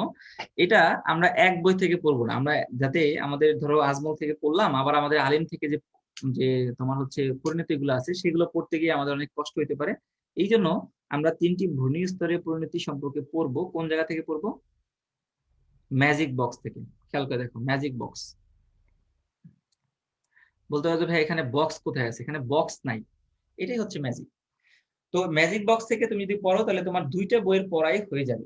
তার আগে তোমাকে আমি একটু বলে নেই যে এটা ভর্তি পরীক্ষার জন্য এই 3টি ভ্রূণীয় স্তরের পরিণতি কতটুকু গুরুত্বপূর্ণ। প্রথমে আসি যে এটা তুমি যদি বিগত বছরের প্রশ্নগুলো দেখো তাহলে তুমি দেখবা যে বিগত বছরের প্রশ্নের এইখান থেকে মানে অর্থাৎ আমাদের এই অধ্যায় থেকে এই পর্যন্ত মোট প্রশ্ন এসেছে প্রায় 24টার মতো। এই 24টার মধ্যে শুধুমাত্র এই 3টি ভ্রূণীয় স্তরীয় পরিণতি থেকে প্রশ্ন আসছে কয়টার মতো, 8টার মতো। তার মানে তুমি যদি কাটাকাটি করো দেখবা 1/3 কোশ্চেনই কিন্তু এই অধ্যায়ের প্রশ্ন হয় কোন জায়গা থেকে, 3টি ভ্রূণীয় স্তরের পরিণতি থেকে। তার মানে ধরো প্রতি 3 বছরে একটা করে প্রশ্ন আসার কথা এই জায়গা থেকে, তাই না? ব্যাপারটা তাই যে প্রতি 3 বছরের মধ্যে একবার এখানে প্রশ্ন আসার কথা। দেখো গত বছর এবং আগের বছর এবং তার আগের বছর, গত 3 বছরের মধ্যে এই জায়গা থেকে ভর্তি পরীক্ষার প্রশ্ন আসেনি। তার আগে অনেকবার আসছে কিন্তু গত 3 বছরের মধ্যে প্রশ্ন আসেনি। তার মানে এই বছর তুমি যদি একটু ভালোভাবে চিন্তা করে দেখো তাহলে এই বছর এই জায়গা থেকে ভর্তি পরীক্ষায় প্রশ্ন আসার পসিবিলিটি অনেক বেশি। তার মানে 3টি ভূমি স্তরের পরিণতি তুমি যদি এই অধ্যায়টা কোনো জায়গায় না পারো তাহলে এই পার্টটা অবশ্যই অবশ্যই পড়তে হবে। এটা হচ্ছে মেন কথা, প্রথম কথা। এবার আসো যে এই যে 3টা ভূমি স্তরের পরিণতির কথা বললাম কিভাবে মনে রাখা যায়, এর জন্য তুমি যদি তোমাকে যদি কোনো ছন্দ দেওয়া হয় তাহলে তুমি দেখবা যে তুমি ছন্দই মনে আছে, তোমার এইগুলো আর কিছু মনে নেই। আমরা ছন্দ না, আমরা টেকনিক অবলম্বন করবো। কিরকম ভাই দেখো, যেহেতু তিনটা স্তর, তিনটা ভ্রূণী স্তর, আমরা মনে রাখবো যে কোনো দুইটা, আরেকটা আমাদের মনে রাখা দরকার নেই, তাই না? আমরা এই টেকনিক অবলম্বন করি সবসময়। খেয়াল করে দেখো কোন কোন স্তর মনে রাখবো। অ্যাক্টোডামের ক্ষেত্রে আমরা এইভাবে মনে রাখবো, খেয়াল করে দেখো। অ্যাক্টোডাম আমরা মনে রাখবো যে আমরা বাহির থেকে একটা মানুষের যা যা দেখতে পাই তাই হলো অ্যাক্টোডাম। তাহলে আমরা বুঝলাম যে আমরা বাহির থেকে একটা মানুষের যা যা দেখতে পাবো সেটাকে আমরা বলবো অ্যাক্টোডাম। বাইরে থেকে আমরা একটা মানুষের কি কি দেখি দেখো, ত্বক, নখ, চুল, ঠোঁট, জিহ্বা, তাই না, মুখবিবর, বাকিটুকু বললাম না। তাহলে তুমি দেখে নিলা, তুমি দেখলা যে তাহলে আমরা বাহির থেকে একটা মানুষের যা যা দেখতে পারবো সব কি হবে, অ্যাক্টোডাম। বাহির থেকে যা দেখবো সব কি হবে, অ্যাক্টোডাম। এটার প্রথম পয়েন্টটা দেখো ক্লিয়ার। দ্বিতীয় পয়েন্টটার ক্ষেত্রে আমরা এইভাবে মনে রাখবো, খেয়াল করে দেখো।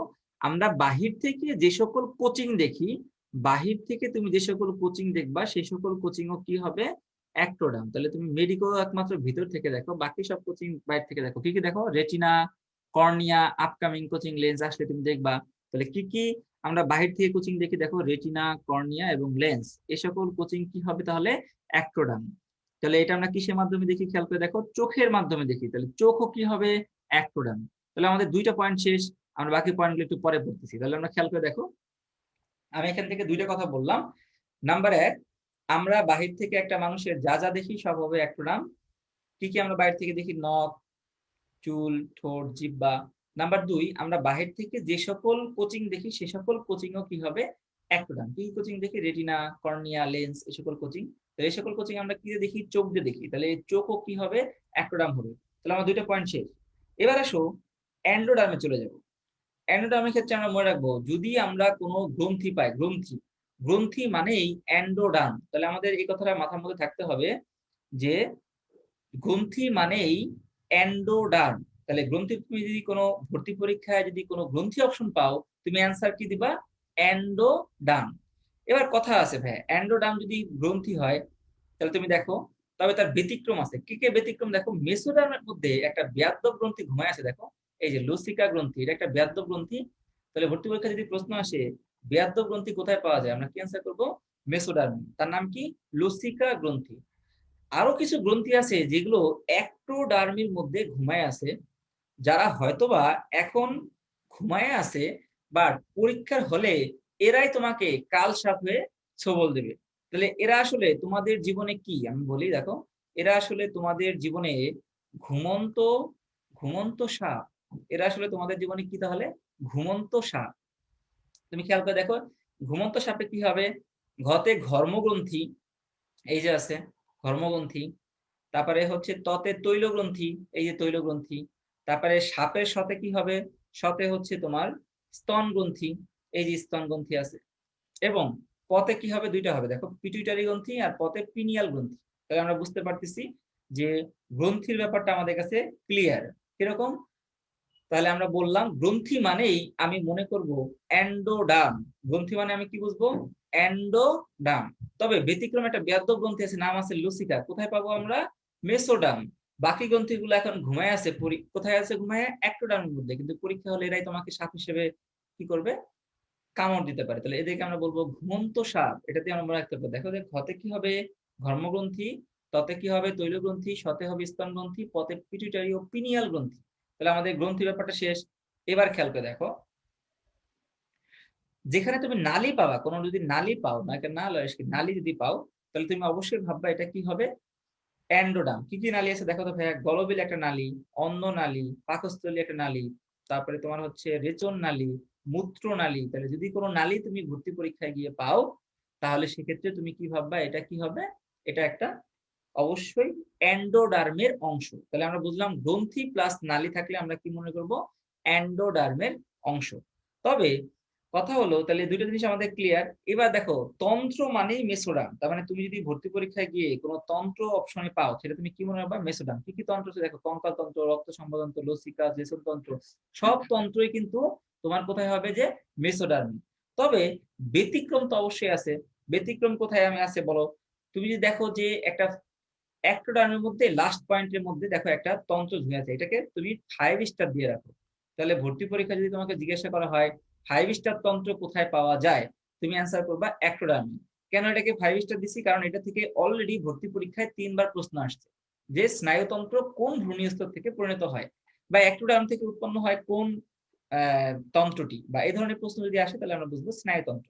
তাহলে আমরা দুইটা কথা মনে রাখলাম, একটা হচ্ছে একটোডার্ম তন্ত্র মানেই হচ্ছে আমরা বুঝবো মেসোডার্ম, এর মধ্যে একটা 5 স্টার তন্ত্র আছে যাকে আমরা বলি স্নায়ুতন্ত্র, সে অবস্থান করতেছে একটোডার্মে। বাকি দুটো তন্ত্র দেখো পারলে আমাদের আজকে পড়া শেষ, মানে আমরা আজকে পাস করে যাব, সেটা তুমি চাইলে পাস দিয়েই মনে রাখতে পারো। পতে কি হবে? পতে তোমার হচ্ছে প্রজনন তন্ত্র, শতে শ্বসন তন্ত্র। তাহলে প্রজনন এবং শ্বসন তন্ত্র এটা কি থেকে তৈরি হবে? প্রজনন এবং শ্বসন তন্ত্র হবে হচ্ছে অ্যান্ডোডার্ম থেকে। তাহলে এটা আমাদের মধ্য দিয়ে আমাদের কিন্তু ভ্রূণীয় স্তরে পরিণতি পড়া শেষ। আমার কথা মনে হচ্ছে কি অনেক কঠিন মনে হচ্ছে? আমি আরেকবার রিভিশন দিই। অনেকে অনেক কথা মাথার উপর দিয়ে গেছে, কারো কারো নাকের উপর দিয়ে গেছে, আমি আরেকবার রিভিশন দেবো, খেয়াল করে দেখো। এবার আমার মনে হয় তোমরা পারবা। তাহলে আমি বলছি কয়েকটা কথা, এবার মনোযোগ দাও একবারে।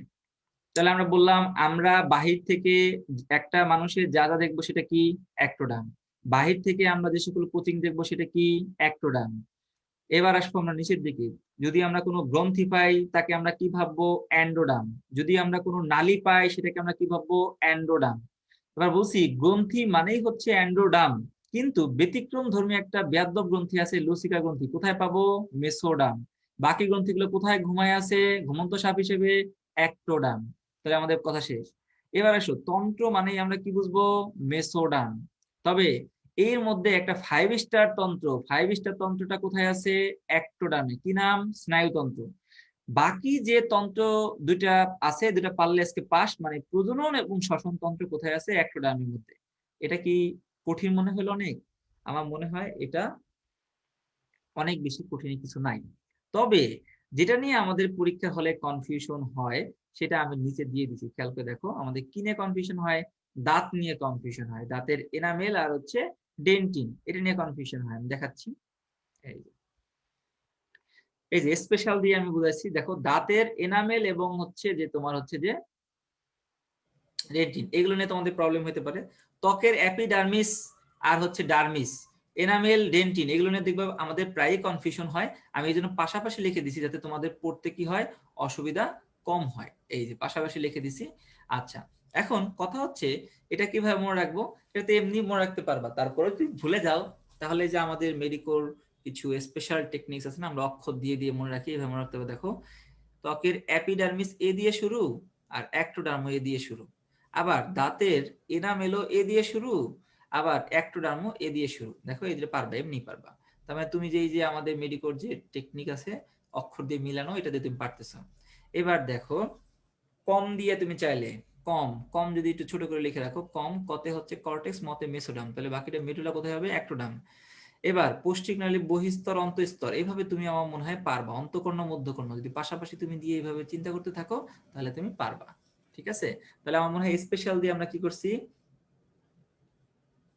আমরা তোমাদের এই তন্ত্রগুলো, অর্থাৎ আমাদের সবচেয়ে বেশি ইম্পর্টেন্ট, যেখান থেকে ভর্তি পরীক্ষায় প্রশ্ন আসবেই বলা যেতে পারে, সেটা কিন্তু আমরা অলরেডি ক্লিয়ার করে ফেলছি। তাহলে আমরা বুঝলাম তিনটি ভূমিস্থ পরিণতি নিয়ে কারো কোনো প্রবলেম নাই। এবার আসো অন্যতম গুরুত্বপূর্ণ একটা অংশ, সেটা হচ্ছে কোন সপ্তাহে কি কি তৈরি হয়। এটা আমাদের জন্য অনেক গুরুত্বপূর্ণ, কোন সপ্তাহে কি কি তৈরি হয়। ঠিক আছে? এই যে, অর্থাৎ আমরা যদি বলি ভ্রূণ ও ফিটাসের বিকাশ, যে টপিকসটা আছে এটা আমাদের জন্য খুবই গুরুত্বপূর্ণ একটা টপিকস। এখন আমাকে প্রশ্ন হলো যে ভাইয়া ভ্রূণ ও ফিটাসের বিকাশ থেকে, এই যে আমরা এই জায়গাটা ফাঁকা রাখলাম কি জন্য? আমরা মনে রাখার জন্য। কিভাবে পড়বো? এত বড় একটা জিনিস, এটা কি মনে রাখার দরকার আছে? এত বড় একটা জিনিস কি আমরা মনে রাখতে পারবো? পারবো। কিভাবে পারবো? তোমরা যদি আমার সাথে এখন মনোযোগ দিয়ে ক্লাস করো তাহলে তুমি অবশ্যই পারবা। প্রথমে আমাদের কাজ হচ্ছে দুইটা। প্রথম কাজ হচ্ছে আমাদের কি কি সপ্তাহ আছে এটা আমাদের জানা। দ্বিতীয় কাজ হচ্ছে আমাদের কোন সপ্তাহে কি তৈরি হয়।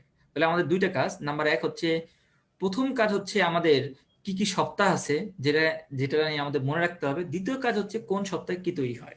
সেটা কিভাবে মনে রাখবো? খুবই সহজ। এক থেকে তুমি দেখো, 1 থেকে 7 সপ্তাহ পর্যন্ত কোনো কিন্তু চেঞ্জ নাই, অর্থাৎ 1 থেকে 7 সপ্তাহ পর্যন্ত কিন্তু একটা না আছে। 7-এর পরে একটা 5-এর গ্যাপ, 7-এর পরে 5 যোগ করলে কত হয়? 12 আমরা জানি। এরপরে একটা ফোন নম্বর তুমি লিখে রাখো, আমার ফোন নম্বর। তুমি দেখো এটা কিরকম ফোন নম্বর হতে পারে, 84428। এটা তুমি যদি মনে রাখো তাহলে তুমি দেখবা যে বাকিগুলো পারবা। কিরকম ভাই? এটা আসলে আমার ফোন নম্বর না, এটা হলো আসলে আমার এই পরবর্তী যে অংশগুলো আছে সেগুলো নাম মনে রাখা যায়। মানে কি কি মনে রাখবো দেখো, 12 পরে 8 যোগ করলে আমরা জানি কত হয়, 20, 4 যোগ করলে 24, 4 যোগ করলে 28, 2 যোগ করলে হবে 30, আর 8 যোগ করলে হবে 38, ঠিক কিনা ভাইয়া? তার মানে আমরা 84428 যদি মনে রাখি তাহলে আমরা কি কি সপ্তাহ মনে রাখবো, এটা কিন্তু আমরা পারবো। তাহলে আমরা বুঝলাম যে সপ্তাহ মনে রাখবো 1 থেকে 7 সপ্তাহের মধ্যে কোনো গ্যাপ নাই, মানে প্রতি সপ্তাহে কি কি হয় এটা তোমাকে মনে রাখতে হবে। 7-এর পরে 5-এর গ্যাপ কত হবে ভাইয়া? 12। আচ্ছা, 12-র পরে 8 কত গ্যাপ ভাইয়া? একটা ফোন নম্বর মনে রাখছি 84428। এটা আসলে আমার ফোন নম্বর না, এটা হচ্ছে তোমাদের এটা মনে রাখার জন্য কিছু একটা বললাম। 84428 আমাদের ডিজিট মনে থাকে ভালো, এই জন্য বললাম 84428। বারবার উচ্চারণ করো, দেখো তাহলে এইটা কি হবে, 12 পর 8 যোগ করলে 20 হয়, 4 যোগ করলে 24 হয়, 4 যোগ করলে কত হবে? 28 হবে, 2 যোগ করলে 30 হবে, এবং 8 যোগ করলে 38 হবে। তার মানে আমরা বুঝতে পারছি কি কি সপ্তাহে কি কি হয় এটা মনে রাখতে হবে। এবার আসো আমাদের প্রধান কাজ। প্রধান কাজ হচ্ছে কোন সপ্তাহে কি তৈরি হয় এটা কিভাবে মনে রাখবো ভাইয়া? এটা কিভাবে মনে রাখবো? রাইট, আমাদের খুব সহজে মনে রাখতে পারি, মনোযোগ দাও। আমরা জানি নিষেকের ফলে এই যে তোমার যে ভ্রূণ তৈরি হয়, ভ্রূণ তৈরি হওয়ার জন্য কি নিষেক হওয়া খুব দরকারি না? নিষেক এই ভ্রূণের বিকাশের কোন সপ্তাহে হইলে তোমার ভালো লাগবে, মানে কোন সপ্তাহে হইলে ভালো হয়? এটার একটা ব্যাপার হলো, কেউ কেউ বলবে ভাইয়া দ্বিতীয় বা তৃতীয় সপ্তাহে নিষেক ঘটবে, এরকম কথা বলবে। কিন্তু তাদের অবগতির জন্য জানাতে চাই যে নিষেক না ঘটলে সপ্তাহ শুরুই হবে না। তার মানে সপ্তাহ গুণা শুরু হয় কোন দিন থেকে? যেদিন নিষেক হবে। অর্থাৎ নিষেক অবশ্যই এবং অবশ্যই প্রথম সপ্তাহে হবে। এবং আমরা জানি নিষেক হলে সেখানে জাইগোট হবে, জাইগোট থেকে মরুলা হবে, মরুলা থেকে ব্লাস্টুলা হবে। তার মানে ব্লাস্টুলা মানে কি? অনেকগুলো কোষ না, কতর মতো কোষটা হবে? 100-র মতো কোষ হবে। কত কোষ হবে? 100 কোষ। তাহলে আমি যদি প্রথম সপ্তাহের কাজগুলো আরেকবার মিলে বলি, তাহলে বলতে পারি যে প্রথম সপ্তাহে নিষেক হবে। নিষেক হওয়া মানে হচ্ছে সেখানে অবশ্যই ব্লাস্টুলা তৈরি হবে, এবং ব্লাস্টুলা মানে কোষ সংখ্যা বেড়ে যাবে, কত হবে? 100-র মতো বা 100-র বেশি। ঠিক আছে, তাহলে আমরা বুঝলাম যে আমাদের কথাবার্তা গুলো প্রথম হলো নিষেক, ব্লাস্টুলা, এবং হচ্ছে কোষ 100 বেশি হবে কোন সপ্তাহে? প্রথম সপ্তাহে। এখন ধরো তুমি বিয়ে করছো, বিয়ে করার পর নতুন একটা বাসা নিছো। বাসা নেওয়ার পরে তুমি প্রথম সপ্তাহে তুমি ধরো বিয়ে করলা বা বাসায় অনেক জিনিসপত্র উঠাইলা। দ্বিতীয় সপ্তাহে তোমার কাজ কি হবে? এই জিনিসপত্রগুলো বিভিন্ন তাকে তাকে সাজায় রাখা না? তার মানে আমরা দেখলাম প্রথম সপ্তাহে আমাদের 100-র বেশি কোষ তৈরি হয়ে গেছে। তাহলে আমাদের দ্বিতীয় সপ্তাহে আমাদের কাজ কি হবে? এই কোষগুলো সাজায় রাখা। কোন কোন স্তরে আমরা সাজায় রাখতে পারি আমরা জানি, 3টা ভ্রূণীয় স্তর আছে, অ্যাক্টোডাম, মেসোডাম এবং অ্যান্ডোডাম। দেখো আমাদের দ্বিতীয় সপ্তাহের ক্ষেত্রে কিন্তু অ্যাক্টোডাম, মেসোডাম এবং অ্যান্ডোডাম তৈরি হচ্ছে। তাহলে আমরা প্রথম সপ্তাহ বুঝলাম যে সেখানে ব্লাস্টোসিস্ট মানে 100 মতো কোষ তৈরি হবে। দ্বিতীয় সপ্তাহে আমাদের কাজ হবে বাসাটাকে গুছায় রাখা, মানে 3টে স্তরে রাখবো, অ্যাক্টোডাম, মেসোডাম এবং অ্যানোডাম। এদের তৈরি হবে কোন সপ্তাহে? দ্বিতীয় সপ্তাহে। তৃতীয় সপ্তাহের ক্ষেত্রে কি হবে? তোমরা এক কাজ করবে, তোমাদের বাসার গলার এখান থেকে শুরু করে পিঠের এই পর্যন্ত এই জায়গাটার মধ্যে বড় করে লিখে রাখবা তৃতীয় সপ্তাহ। কেন ভাই এই জায়গাটা কেন লিখলাম? কারণ হচ্ছে তোমাদের যে মেরুদণ্ড এবং হচ্ছে মস্তিষ্ক এবং মেরুদণ্ডের মধ্যে থাকে সুষুম্না স্নায়ু, এরা তৈরি হবে তৃতীয় সপ্তাহে। গেল? তাহলে বাসায় তোমরা নিজেরা এটা লিখবা। তাহলে পিঠের মধ্যে লিখে রাখবা তৃতীয় সপ্তাহ। বুকের এখানে লিখে রাখবা হচ্ছে, বুকের বাম পাশে লিখে রাখবা তার নাম। কার নাম? চতুর্থ সপ্তাহের নাম। চতুর্থ সপ্তাহে বুকের বাম পাশে কেন লাগবা? বুকের বাম পাশে এমন কি থাকে? থাকে হৃৎপিণ্ড। এই হৃৎপিণ্ডের মধ্যে কে প্রবেশ করে বা কে বের হয়ে যায়? রক্তনালী। তাহলে হৃৎপিণ্ড ও রক্তনালী কোন সপ্তাহে তৈরি হবে? চতুর্থ সপ্তাহে। অলরেডি কিন্তু ভর্তি পরীক্ষা একবার প্রশ্ন আসছে, তাহলে আমি বললাম একটু কষ্ট করে লিখে নিতে হবে। তোমার পিঠের মধ্যে লিখে রাখবা বড় করে তৃতীয় সপ্তাহ তৈরি হয়েছিস তুই। তারপরে বুকের বাম পাশে বড় করে লিখে রাখতে হবে চতুর্থ সপ্তাহ। ঠিক আছে? আচ্ছা, এবার হাতের উপরে লিখে রাখতে হবে বড় করে, এখানে ট্যাটু করবা পঞ্চম সপ্তাহ। কেন? তোমার যে হাত এবং পা মিলে গঠিত হয় লিম্ব, এই লিম্ব বার্ড তৈরি হয়েছে কত সপ্তাহে? পঞ্চম সপ্তাহে। এবার চোখ এবং কানের উপরে বড় করে লিখে রাখবা, এখানে চোখের আই তোমার আইব্রো নেও না, ঠিক আছে, আইব্রো দিয়ে এখানে লিখে রাখবা ষষ্ঠ সপ্তাহ। মানে চোখ এবং কান এই দুটো তৈরি হয়েছে কোন সপ্তাহে? ষষ্ঠ সপ্তাহে। ঠিক আছে? আর সপ্তম স্নায়ুর নাম আমরা জানি, তোমরা যদি স্নায়ুতন্ত্র পড়ে থাকো তোমরা জানো যে সপ্তম স্নায়ুর নাম কি ভাইয়া? আমরা জানি সপ্তম স্নায়ুর নাম হচ্ছে ফেসিয়াল স্নায়ু। এই ফেসিয়াল কথাটা আসছে হচ্ছে ফেস থেকে, তাহলে ফেস মানে মুখমণ্ডল, মুখমণ্ডল তৈরি হবে তাহলে কোন সপ্তাহে? সপ্তম সপ্তাহে। আমরা কি বুঝতে পারতেছি না? আচ্ছা, তাহলে আমরা দেখলাম বিভিন্ন জায়গায় বিভিন্ন জিনিস লিখে আমরা প্রথম থেকে সপ্তম সপ্তাহ পর্যন্ত পারতেছি কিনা। আমি আর একবার রিভিশন দিই। আমরা বলছি নিষেক অবশ্যই প্রথম সপ্তাহে ঘটতে হবে, এর কোনো ব্যতিক্রম নাই। নিষেক ঘটলে সেখানে ব্লাস্টোসিস্ট মানে কোষ সংখ্যা 100 বেশি, প্রথম সপ্তাহ শেষ। কোষগুলো গুছায় রাখবো অ্যাক্টোডার্ম, মেসোডার্ম এবং অ্যানোডার্মে। কোন সপ্তাহে? দ্বিতীয় সপ্তাহে। পিঠে লিখে রাখবো তৃতীয় সপ্তাহ। কেন? মেরুদণ্ড এবং মস্তিষ্ক এবং এর মধ্যে সুষুম্না কাণ্ড, এটা তৈরি হবে তৃতীয় সপ্তাহে। এবং বুকের বাম পাশে লিখে রাখবো চতুর্থ সপ্তাহ। কেন? হৃৎপিণ্ড এবং এর মধ্যে যে রক্তনালী প্রবেশ করে বের হয়ে যায়, এটা তৈরি হবে চতুর্থ সপ্তাহে। আর আমরা হাতে এখানে ট্যাটু করে রাখবো পঞ্চম সপ্তাহ। কেন? কারণ আমাদের হাত পা মিলে লিম্ব গঠিত হয় এবং লিম্ব তৈরি হয় পঞ্চম সপ্তাহে। এবং আমাদের যে চোখ এবং হচ্ছে যে কান, এখানে তৈরি লিখে রাখবো ষষ্ঠ সপ্তাহ, কারণ আমাদের চোখ এবং কান তৈরি হয় ষষ্ঠ সপ্তাহে। এবং আমরা জানি সপ্তম স্নায়ুর নাম হচ্ছে ফেসিয়াল স্নায়ু, কথাটা আসছে ফেস থেকে, মানে মুখমণ্ডল তৈরি হবে কোন সপ্তাহে? মুখমণ্ডল তৈরি হবে সপ্তম সপ্তাহে। আমার কথা বুঝতে পারছো? তার মানে তুমি বুঝতে পারতেছো যে সপ্তম সপ্তাহ সম্পর্কে আমার কোনো প্রবলেম নাই। কিন্তু খেয়াল করে দেখো, সপ্তম সপ্তাহের পরে একটা 5 সপ্তাহের গ্যাপ ছিল না? আমি তোমাদের বুঝলাম না, সপ্তম সপ্তাহের পরে কিন্তু অষ্টম সপ্তাহে কিছু তৈরি হয়, এটা কিন্তু আজম স্যারের বইতে নাই। তাহলে আমরা 5 সপ্তাহ একটা গ্যাপ আছে, সপ্তম সপ্তাহের পরে 5 সপ্তাহের গ্যাপ দিলে কত সপ্তাহ হবে? 12 সপ্তাহ, তাই না ভাইয়া? এই যে 5 সপ্তাহে কি বাচ্চা বড় হয় নাই? হয়েছে তো, নাকি বাচ্চা ছোটই রয়ে গেছে? 5 সপ্তাহে বাচ্চা কিছু বড় হয় নাই? হয়েছে তো। দেখবা তুমি বড় হয়েছো কিনা এটা তোমার বাপ মা তোমার কি বলে বুঝাবে। এটা তোমার বাপ মা অনেক সময় বলো না, তুমি যখন কোনো কারণে তুমি যদি কোনো ডিনাই করো, বাপ মার কোনো কথা অনেক সময় বলো না, এখন তো আমার কথা শুনবাই না, এখন তো তুমি বড় হয়ে গেছো, তোমার হাত পা গজায় গেছে, এখন তুমি আমার কথা শুনবা কেন, তাই না? তাহলে বাপ মা কিভাবে বুঝে যে তোমার হাত পা গজায় গেছে, মানে তুমি বড় হয়েছো? বাপ মা দেখে যে আমার হাত পা গজাইছে কিনা। যদি দেখে আমার হাত পা গজাইছে, তার মানে আমি কি হয়েছি? বড় হয়ে গেছে। তাহলে 5 সপ্তাহে আমি কতটুকু বড় হবো এটা আমি কিভাবে বুঝবো? আমি খেয়াল করে দেখবো 12 সপ্তাহ হয়েছে কিনা। আমি খেয়াল করে দেখবো বাচ্চার হাতের আঙুল, পায়ের আঙুল এগুলো গঠিত হয়েছে কিনা। ঠিক আছে, আমি তোমাদের এটা দেখাই দিই।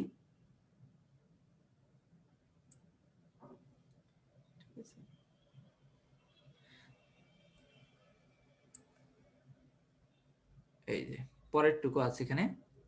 তাহলে আমরা বলতেছিলাম যে কথাটা, আমরা হচ্ছে সপ্তম সপ্তাহে ছিলাম, সপ্তম সপ্তাহ পর্যন্ত আমরা পারছি। তারপরে বললাম 5 সপ্তাহে বাচ্চা বড় হয়েছে কিনা হয়েছে, এটা আমরা কি দেখে বুঝবো? বাচ্চার হাত এবং পায়ের আঙ্গুল বা পেশি গঠিত হয়েছে কিনা। কারণ বাপ মা আমাদের প্রায় বলে যে হচ্ছে, এখন তো তুমি বড় হয়ে গেছো, তোমার তো হাত পা গজায় গেছে, তুমি আর বাপ মার কথা শুনবা কেন, তাই না?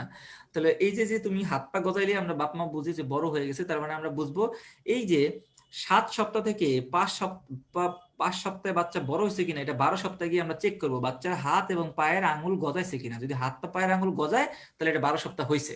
তাহলে 12 সপ্তাহে হাত এবং পায়ের আঙুল গজায়। এবার দেখো আমরা ফোন নম্বর বুঝলাম, আমি আরেকবার লিখে দিই 84428, এটা। তার মানে 12 পরে 8 সপ্তাহ যোগ করলে কত হবে ভাই? 20, ঠিক না? 12 পরে 8 যোগ করলে 20। আচ্ছা, তুমি 20 খায়া মরবা কি মরবা না, এটা আল্লাহ তাআলা তোমার কই লিখে দিছে? তুমি বিষ খায় মরবা কি মরবা না, এটা আল্লাহ তাআলা তোমার কপালে লিখে দিছে। কপালের নিচে থাকে ভ্রু, আর একটা লিখে দিছে হাতের রেখায়, তাই না? এখানে লেখা আছে, আমরা জানি যে হাতের রেখা। তাহলে আমি বিষ খায় মরবো কি মরবো না, এটা লেখা আছে কোথায়? ভ্রু, মানে কপালে লেখা আছে, কপালের নিচে থাকে ভ্রু বা অক্ষিপক্ষ। আর হচ্ছে এখানে যে হচ্ছে যে আমার হাতের কর, এই দুইটা জিনিস তৈরি হবে কোন সপ্তাহে?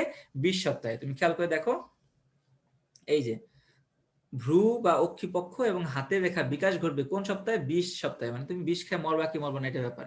এবারে পরে ছিল 4 সপ্তাহ, তো 20-এর পরে 4 যোগ করলে কত হয় ভাইয়া? 24 সপ্তাহ।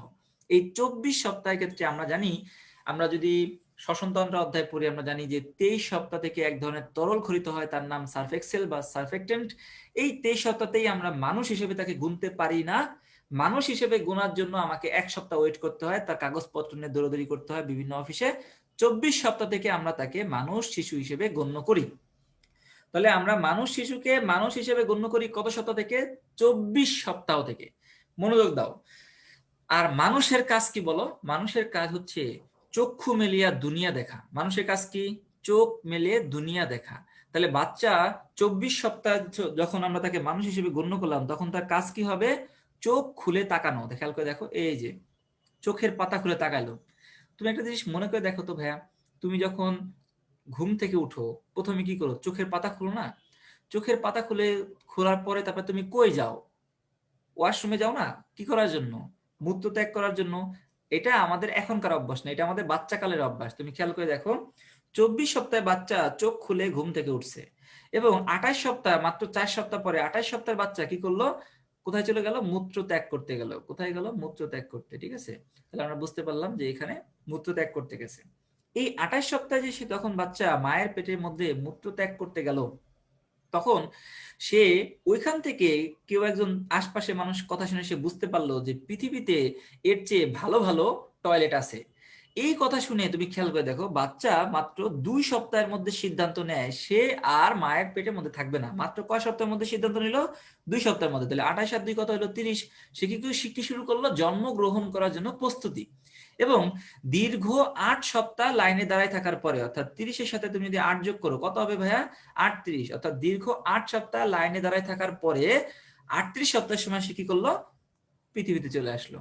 ওয়েলকাম টু পাবলিক টয়লেট, তাই না? পৃথিবীতে তোমাকে স্বাগতম। তাই তুমি দেখো যে আমরা দেখলাম যে এটা মনে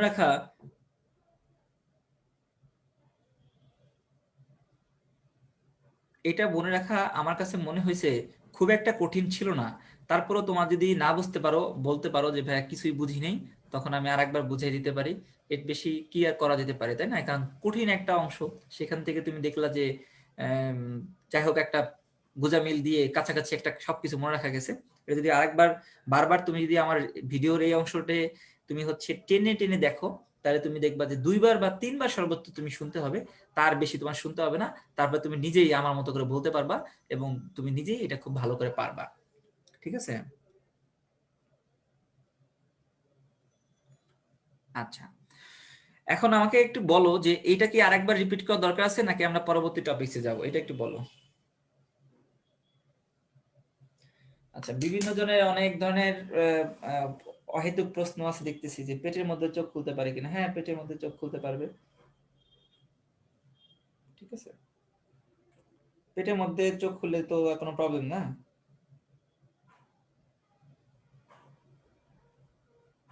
আচ্ছা, সবাই বলতেছে ক্লিয়ার এবং মনে থাকবে। সবাইকে ধন্যবাদ। তাহলে আমরা পরবর্তী দিকে আগাই।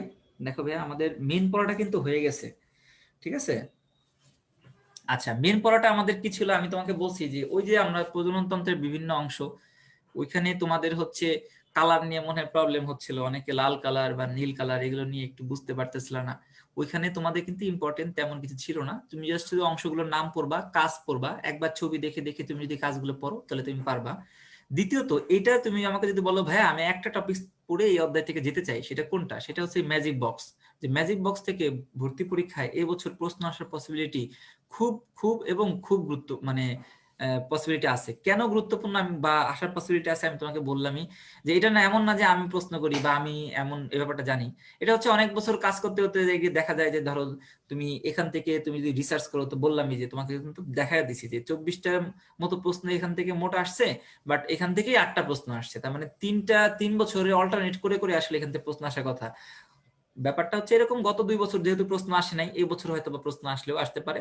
তো এই বক্সটা তোমাকে অবশ্যই পারতে হবে এই অধ্যায় থেকে। সব ভুলে গেলেও এটা ভোলা যাবে না। ঠিক আছে? ওকে, তাহলে আসো নেক্সটে আসি।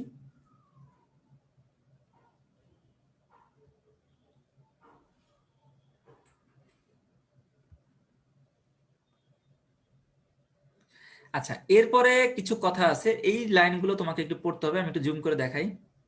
আচ্ছা, ঠিক আছে। এখানের এই লাইনগুলো কিন্তু তোমাকে কিন্তু অবশ্যই অবশ্যই পারতে হবে। সেটা কি ভাইয়া? আমি তোমাকে বলি, এই যে এই লাইনগুলো, অর্থাৎ কত সপ্তাহে এই আমরা বলি যে হচ্ছে একটা জিনিস কিন্তু তোমাকে জানতে হবে। সেটা হচ্ছে আমরা, আমি যখন তোমাদের মতো স্টুডেন্ট ছিলাম বা তার আগে স্টুডেন্ট ছিলাম, মেডিকেলে যখন আমি পড়ি না, তখন আমার কাছে মনে হতো ওই যে আয়াব বচ্চনের একটা গান শুনছিলাম আমি। ওখানে মানে একটা গান ছিল না, 10 মাস 10 দিন ধরে গর্ভধারণ, তাই না? এরকম একটা গান ছিল। তো আমি ওখানে ভাবতাম, আমি যতদিন পর্যন্ত না আসলে আমি মেডিকেল স্টুডেন্ট হইলাম তার আগ পর্যন্ত আমি ভাবতাম একটা বাচ্চা মায়ের পেটে থাকে কতদিন? 10 মাস 10 দিন। কিন্তু আসলে আমি যখন মেডিকেলে আসলাম তখন আমি দেখলাম যে আয়াব বাচ্চুর গানটি নিতান্তই কোনো ভিত্তিহীন। মায়ের পেটের মধ্যে বাচ্চা আসলে থাকে কতদিন? 9 মাস, 9 মাস প্লাস মাইনাস 7 দিন। তার মানে 10 মাস 10 দিনের কথাটা যা তুমি শুনছো এটা গানের জন্য রেখে দাও। এটা আসলে বাস্তবে সত্য কথা না। এবার আসো, এই যে তুমি 9 মাস 7 দিন প্লাস মাইনাস 7 দিন বললাম, মানে 9 মাস হবে প্লাস 7 দিন হইতে পারে, নাও হইতে পারে, মানে 9 মাস ধরা হয়। ঠিক আছে, প্রশ্ন হচ্ছে এটা সপ্তাহে কনভার্ট করলে কত সপ্তাহ হয়? এটা সপ্তাহে কনভার্ট করলে 40 সপ্তাহ হবে। অর্থাৎ একটা মায়ের পেটে বাচ্চা কতদিন থাকবে? 40 সপ্তাহ। এই 40 সপ্তাহ পরে বাচ্চাটা পৃথিবীতে আসার চেষ্টা করবে। আমরা যদিও পড়ছি 38 সপ্তাহ থেকে, কিন্তু সে লাইনে দাঁড়ায় যায়, মানে 38 সপ্তাহে সে পৃথিবীতে চলে আসে। ঠিক আছে, আচ্ছা এবার আসো, তাহলে এই যে বাচ্চা যখন মায়ের পেট থেকে পৃথিবীতে আসবে তখন সে 3টা ধাপ অবলম্বন করবে, যেটা ভর্তি পরীক্ষার জন্য গুরুত্বপূর্ণ। 3টা ধাপের মধ্যে একটা হচ্ছে জরায়ু প্রসারিত হবে, এটা হচ্ছে কত সেন্টিমিটার? 10 সেন্টিমিটার। এবং ফিটাস জরায়ু থেকে বাইরে বের হয়ে আসবে, এই কথাগুলো গুরুত্বপূর্ণ না। আম্বিলিকাল কর্ড, নাভিরজ্জু, এটাও দেখা যাবে, এটাও গুরুত্বপূর্ণ না। গুরুত্বপূর্ণ হচ্ছে জরায়ু মেরু। আমরা যদি বলি যে প্রশ্নটা এইভাবে হওয়া উচিত, যখন একটা বাচ্চা প্রসবের সময় যে প্রক্রিয়া সংঘটিত হয় সেক্ষেত্রে জরায়ু কত সেন্টিমিটার বৃদ্ধি পায়? অ্যান্সার হবে 10 সেন্টিমিটার। অ্যান্সার মনে রাখবা 10 সেন্টিমিটার। যদি ভুলে যাও মনে রাখবা 10 সেন্টিমিটার। এই 10 সেন্টিমিটার ভাইয়া বলছিল যে এটা অবস্থায় জরায়ু প্রসারিত হয়। এবার আসো জোমোস নিয়ে, টুইন বেবি, যাদের অনেকেই টুইন বেবি তোমাদের মধ্যে আছে, টুইন বা জোমোস। এই জোমোস নিয়ে প্রশ্ন আসার পসিবিলিটি খুবই কম। আমি জাস্ট অল্প একটু কথা বলে দিই। ধরো অভিন্ন যমজ আর ভিন্ন যমজ এর মধ্যে ডিফারেন্স কি? যদি ডিম্বাণুর সাথে আমরা জানি শুক্রাণু নিষিক্ত হয়, তাই তো? যদি একটা ডিম্বাণুর সাথে একটা শুক্রাণু মিলিত হয় এবং একটা জাইগোট তৈরি হলো, জাইগোট ধরো এরকম তৈরি হলো, এই জাইগোটটা ভেঙে যদি 2টা বাচ্চা তৈরি হয় তাকে আমরা বলবো হচ্ছে অভিন্ন যমজ। মানে একটা জাইগোট থেকে 2জন তৈরি হয়েছে, এটা হচ্ছে অভিন্ন জাইগোট। অথচ যদি এরকম হইতো না, 2টা ভিন্ন ডিম্বাণু চলে আসছে এবং 2টা ভিন্ন শুক্রাণু তাকে করছে, তাকে আমরা বলবো হচ্ছে ভিন্ন যমজ। তাহলে কাদের মধ্যে বৈশিষ্ট্যগুলো মিলে যাবে হুবহু? অভিন্ন যমজ। অর্থাৎ যারা আগে জাইগোট তৈরি হয়েছিল, জাইগোট থেকে যারা ভাঙছে তাদের হচ্ছে আমরা বলবো হচ্ছে অভিন্ন যমজ, এবং এদের বৈশিষ্ট্য মিল আছে। কিরকম? তুমি বাংলা সিনেমায় দেখছো যে একজনকে যদি তুমি 200 মাইল দূর থেকে একটা থাপ্পড় মারো, ওইখান থেকে থাপ্পড়ে আরেকজন তুমি বাংলাদেশ থেকে পড়ে যাবে। তুমি মনে করো যে একজনকে তুমি যদি কোনো কারণে বকা দাও, সে মন খারাপ করলে সে মনে করো যে আমেরিকা থেকে তারও মন খারাপ হবে। এটাকে আমরা বলি হচ্ছে অভিন্ন যমজের বৈশিষ্ট্য। আর ভিন্ন যমজের বৈশিষ্ট্য কি? তাদের মধ্যে সাধারণত খুব একটা মিল থাকে না, চেহারা হালকা মিল থাকতে পারে, সেটা আলাদা কথা। এবং সেক্ষেত্রে যারা দেখবা যমজ কিন্তু ভাই এবং বোন, তাহলে এটা 100% শিওর যে তারা হচ্ছে কি ধরনের যমজ? তারা হচ্ছে ভিন্ন যমজ, আলাদা যমজ, মানে আলাদাভাবে ডিম্বাণু নিষিক্ত হয়েছে, আলাদা 2টা জাইগোট তৈরি হয়েছে। যারা অভিন্ন যমজ তাদের জাইগোট একটা তৈরি হয়, ওই জাইগোটটা যদি কোনো কারণে ভেঙে যায় তাহলে তারা তৈরি হবে অভিন্ন যমজ। ঠিক আছে, ওকে। তাহলে এর বাইরে এখান থেকে প্রশ্ন আসবে না। নেক্সটে যাই আমরা। দেখো ভাইয়া, আমাদের পড়া অনেক শেষ হয়ে গেছে, এখন আমাদের অল্প একটু পড়া বাকি আছে। দেখো এই যে আমি বলছিলাম এখান থেকে প্রশ্ন আসবে না। গর্ভাবস্থায় পরিচর্যা কি? তুমি তোমার ওয়াইফকে বলি বা বা তোমরা নিজেরাই বলি, এটা তোমার বউরে কটা তুমি ডিম খাওয়াবা, 2 টুকরা মাছ খাওয়াবা, তারপরে যে একটা ডিম খাওয়াবা, যে একটা তোমার হচ্ছে ঋতুকালীন ফল খাওয়াবা, টাটকা শাকসবজি খাওয়াবা, এগুলো তোমার জানার জন্য পড়া উচিত। তারপরে এটা তোমার হচ্ছে ভবিষ্যতের জন্য পড়ে নিলা, কিন্তু অ্যাকচুয়ালি ভর্তি পরীক্ষার জন্য আসবে না, পরীক্ষা প্রশ্ন আসবে না। আচ্ছা, এইটা ইম্পর্টেন্ট, অলরেডি একবার প্রশ্ন আসছে যে আইবিএফ পদ্ধতি, এখান থেকে ভর্তি পরীক্ষার প্রশ্ন একবার আসছে। তোমাকে কি কি জানতে হবে? যে সর্বপ্রথম টেস্ট টিউব বেবির নাম কি? Louise Brown. সেটা কোন দেশে তৈরি হয়েছে? লন্ডনে। লন্ডন কোথায়? বাংলাদেশে নাকি? লন্ডনে? আমি কোথায় আছে? ইংল্যান্ডে আছে। তাহলে এই কথাগুলো তোমাকে জানতে হবে। আর হচ্ছে বাংলাদেশে এই সালগুলো তুমি একটু সাজাই নিবা। কিরকম ভাবে সাজাই নিবা আমি তোমাকে বলি। তোমরা কিভাবে পড়ো আমি জানি না, আমার পড়ার একটা সিস্টেম হলো আমি বইতে প্রচুর দাগাইতাম এবং লিখতাম। কিভাবে লিখতাম? আমি এমনি লিখতাম, দেখো আমি লিখতাম এই যে 1978 সাল, 1978 সাল, পরবর্তীতে হলো যে 2001 সাল, হ্যাঁ এখানে সাল পড়তে হবে 3টা, এবং হচ্ছে যে 2010 সাল। ঠিক আছে, এখানে 3টা সাল আমাকে পড়তে হবে। প্রথমে আসে 1978 সালে কি ঘটনা ঘটছিল? ওই যে বেটা লুইস ব্রাউন, সে হচ্ছে যে তৈরি হয়েছিল। কোথায় হয়েছিল? সে হয়েছিল যে তোমার হচ্ছে যে ইংল্যান্ডের মধ্যে যে একটা জায়গায়, সেখানে তোমার লন্ডনের একটা জায়গায়, এবং সেখানে একটা হাসপাতাল ছিল, নাম হলো যে লন্ডনে ওল্ডহ্যাম হাসপাতাল। এই কথাবার্তাগুলো মনে রাখলাম। দ্বিতীয়ত আমি পড়তাম যে ঠিক আছে, ও তো লুইস ব্রাউন ইংল্যান্ডে হইলো, বাংলাদেশে একজন হইলো, তারা কত সালে হইলো? 2001 সালে। এই বাংলাদেশে হওয়ার পরে বিশ্বে আলোড়ন সৃষ্টি হয়ে গেল। হ্যাঁ, বাংলাদেশ যখন এভাবে তৈরি করতে পারছে, তাহলে সেক্ষেত্রে টেস্ট টিউব বেবিটা আসলে খুব গুরুত্বপূর্ণ। যারা বন্ধা আছে তাদের ক্ষেত্রে এটা খুব গুরুত্বপূর্ণ রাখবে। এই কথা চিন্তা করে, অর্থাৎ বাংলাদেশের কথা চিন্তা করে 2010 সালে এই যে বিজ্ঞানী এডওয়ার্ডস তিনি 2010 সালে গিয়ে নোবেল পুরস্কার পান। এই কথাটা আমি যতই মুখস্থ করি আমার কিন্তু মনে থাকতো না, কিন্তু এখন আমি একবার সাজায় যদি লিখে রাখলাম বইয়ের পাশে 1978, 2001 এবং 2010। 1978 সালে ঘটনা ঘটেছিল প্রথম, যার ওল্ডহ্যাম হাসপাতালে, এবং 2001-এ বাংলাদেশে ঘটনা ঘটছিল। বাংলাদেশের এই ঘটনা ঘটার পরে যখন বিজ্ঞানীরা বা সারা পৃথিবী আলোড়ন সৃষ্টি হয়ে গেল যে বাংলাদেশ যখন পারতেছে, তার মানে অবশ্যই এটা পৃথিবীর সব দেশের জন্য খুব গুরুত্বপূর্ণ একটা জিনিস। এই জন্য তাকে 2010 সালে কি করলো, তাকে যে হচ্ছে নোবেল পুরস্কার দিয়ে দিল। তাহলে বাংলাদেশে যদি না হইতো তাহলে হয়তো বা নোবেল পুরস্কার পাইতো না এডওয়ার্ডস। তাহলে এটা একটা গুরুত্বপূর্ণ কথা, ঠিক আছে? তাহলে আমাদের মোটামুটি এই আইভিএফ থেকে গুরুত্বপূর্ণ কথাবার্তা পড়া শেষ। আরেকটা জিনিস এখান থেকে গুরুত্বপূর্ণ আমাদের পড়তে হবে, তাহলে আমাদের শেষ হয়ে যাবে। সেটা কি বলো? সেটা হচ্ছে আইভিএফ পদ্ধতির পুরো বর্ণনা তুমি পড়তেছো, শেষ হচ্ছে না, কিন্তু এখান থেকে কি লাগবে? এখান থেকে অ্যাকচুয়ালি আমি তোমাকে বলে দিই, আইভিএফ পদ্ধতিতে একটা হরমোন ব্যবহৃত হয়। ধরো তোমাকে পরীক্ষা দিবে, এটা হরমোনটার নাম কি? এই আইভিএফ পদ্ধতি একটা হরমোন ব্যবহৃত হয়, এটার নাম সবাই লিখে দাও বা মনে করে নাও, ফলিকুলার স্টিমুলেটিং হরমোন নামে একটা হরমোন আছে, যে হরমোনটি তোমার হচ্ছে আইভিএফ পদ্ধতিতে ব্যবহার করা হয়। তাহলে জাস্ট এটা তুমি মনে রাখো, আইভিএফ পদ্ধতিতে কোন হরমোন ব্যবহৃত হবে, সেটা হচ্ছে ফলিকুলার স্টিমুলেটিং হরমোন। আর তুমি যা পড়ছো এনাফ। আইভিএফ পদ্ধতির সুবিধা অসুবিধা কি তুমি জাস্ট একবার রিডিং পড়ো।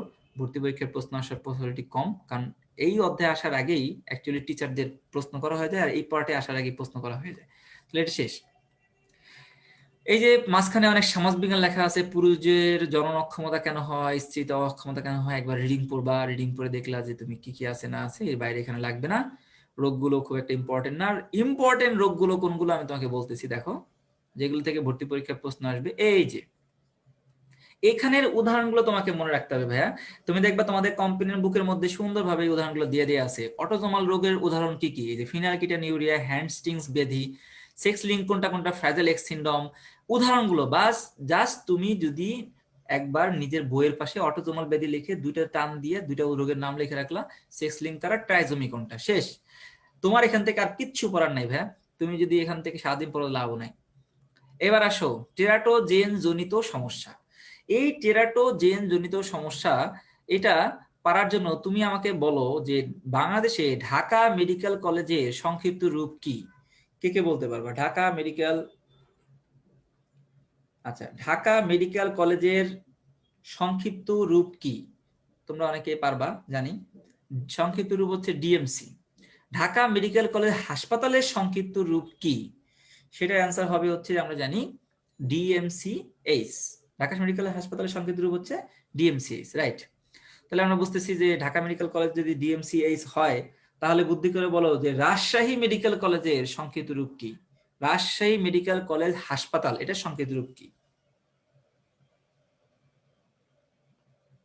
হ্যাঁ, প্রচুর ডিএমসির সাথে লাভও দিচ্ছে, ঠিক আছে, প্রচুর লাভ হচ্ছে।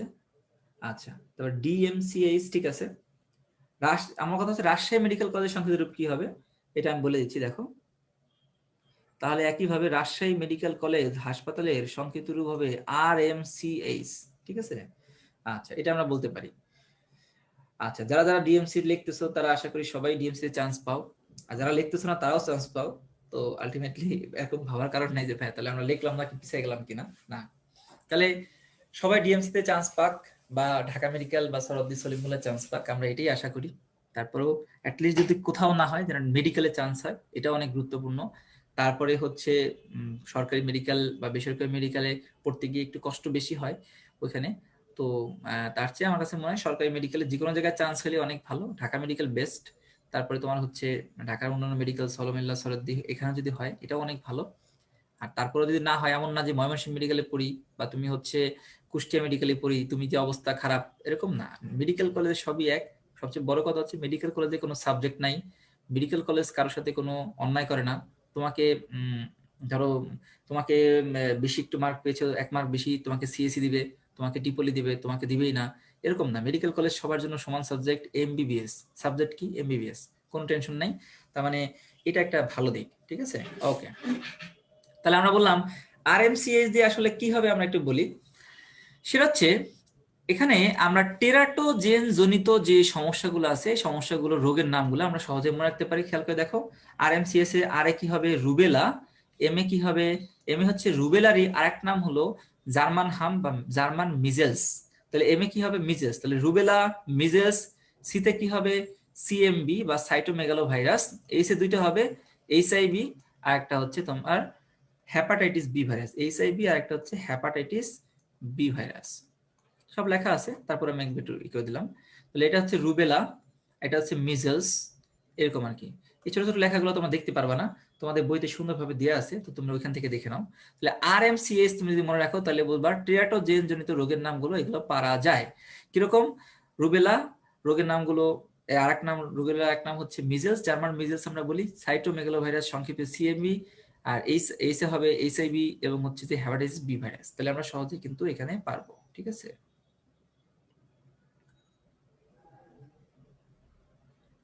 আচ্ছা, তাহলে আমরা বুঝলাম এই টেরাটোজেন জনিত সমস্যাগুলোকে তুমি যদি বলো তাহলে তুমি সহজেই দেখবা।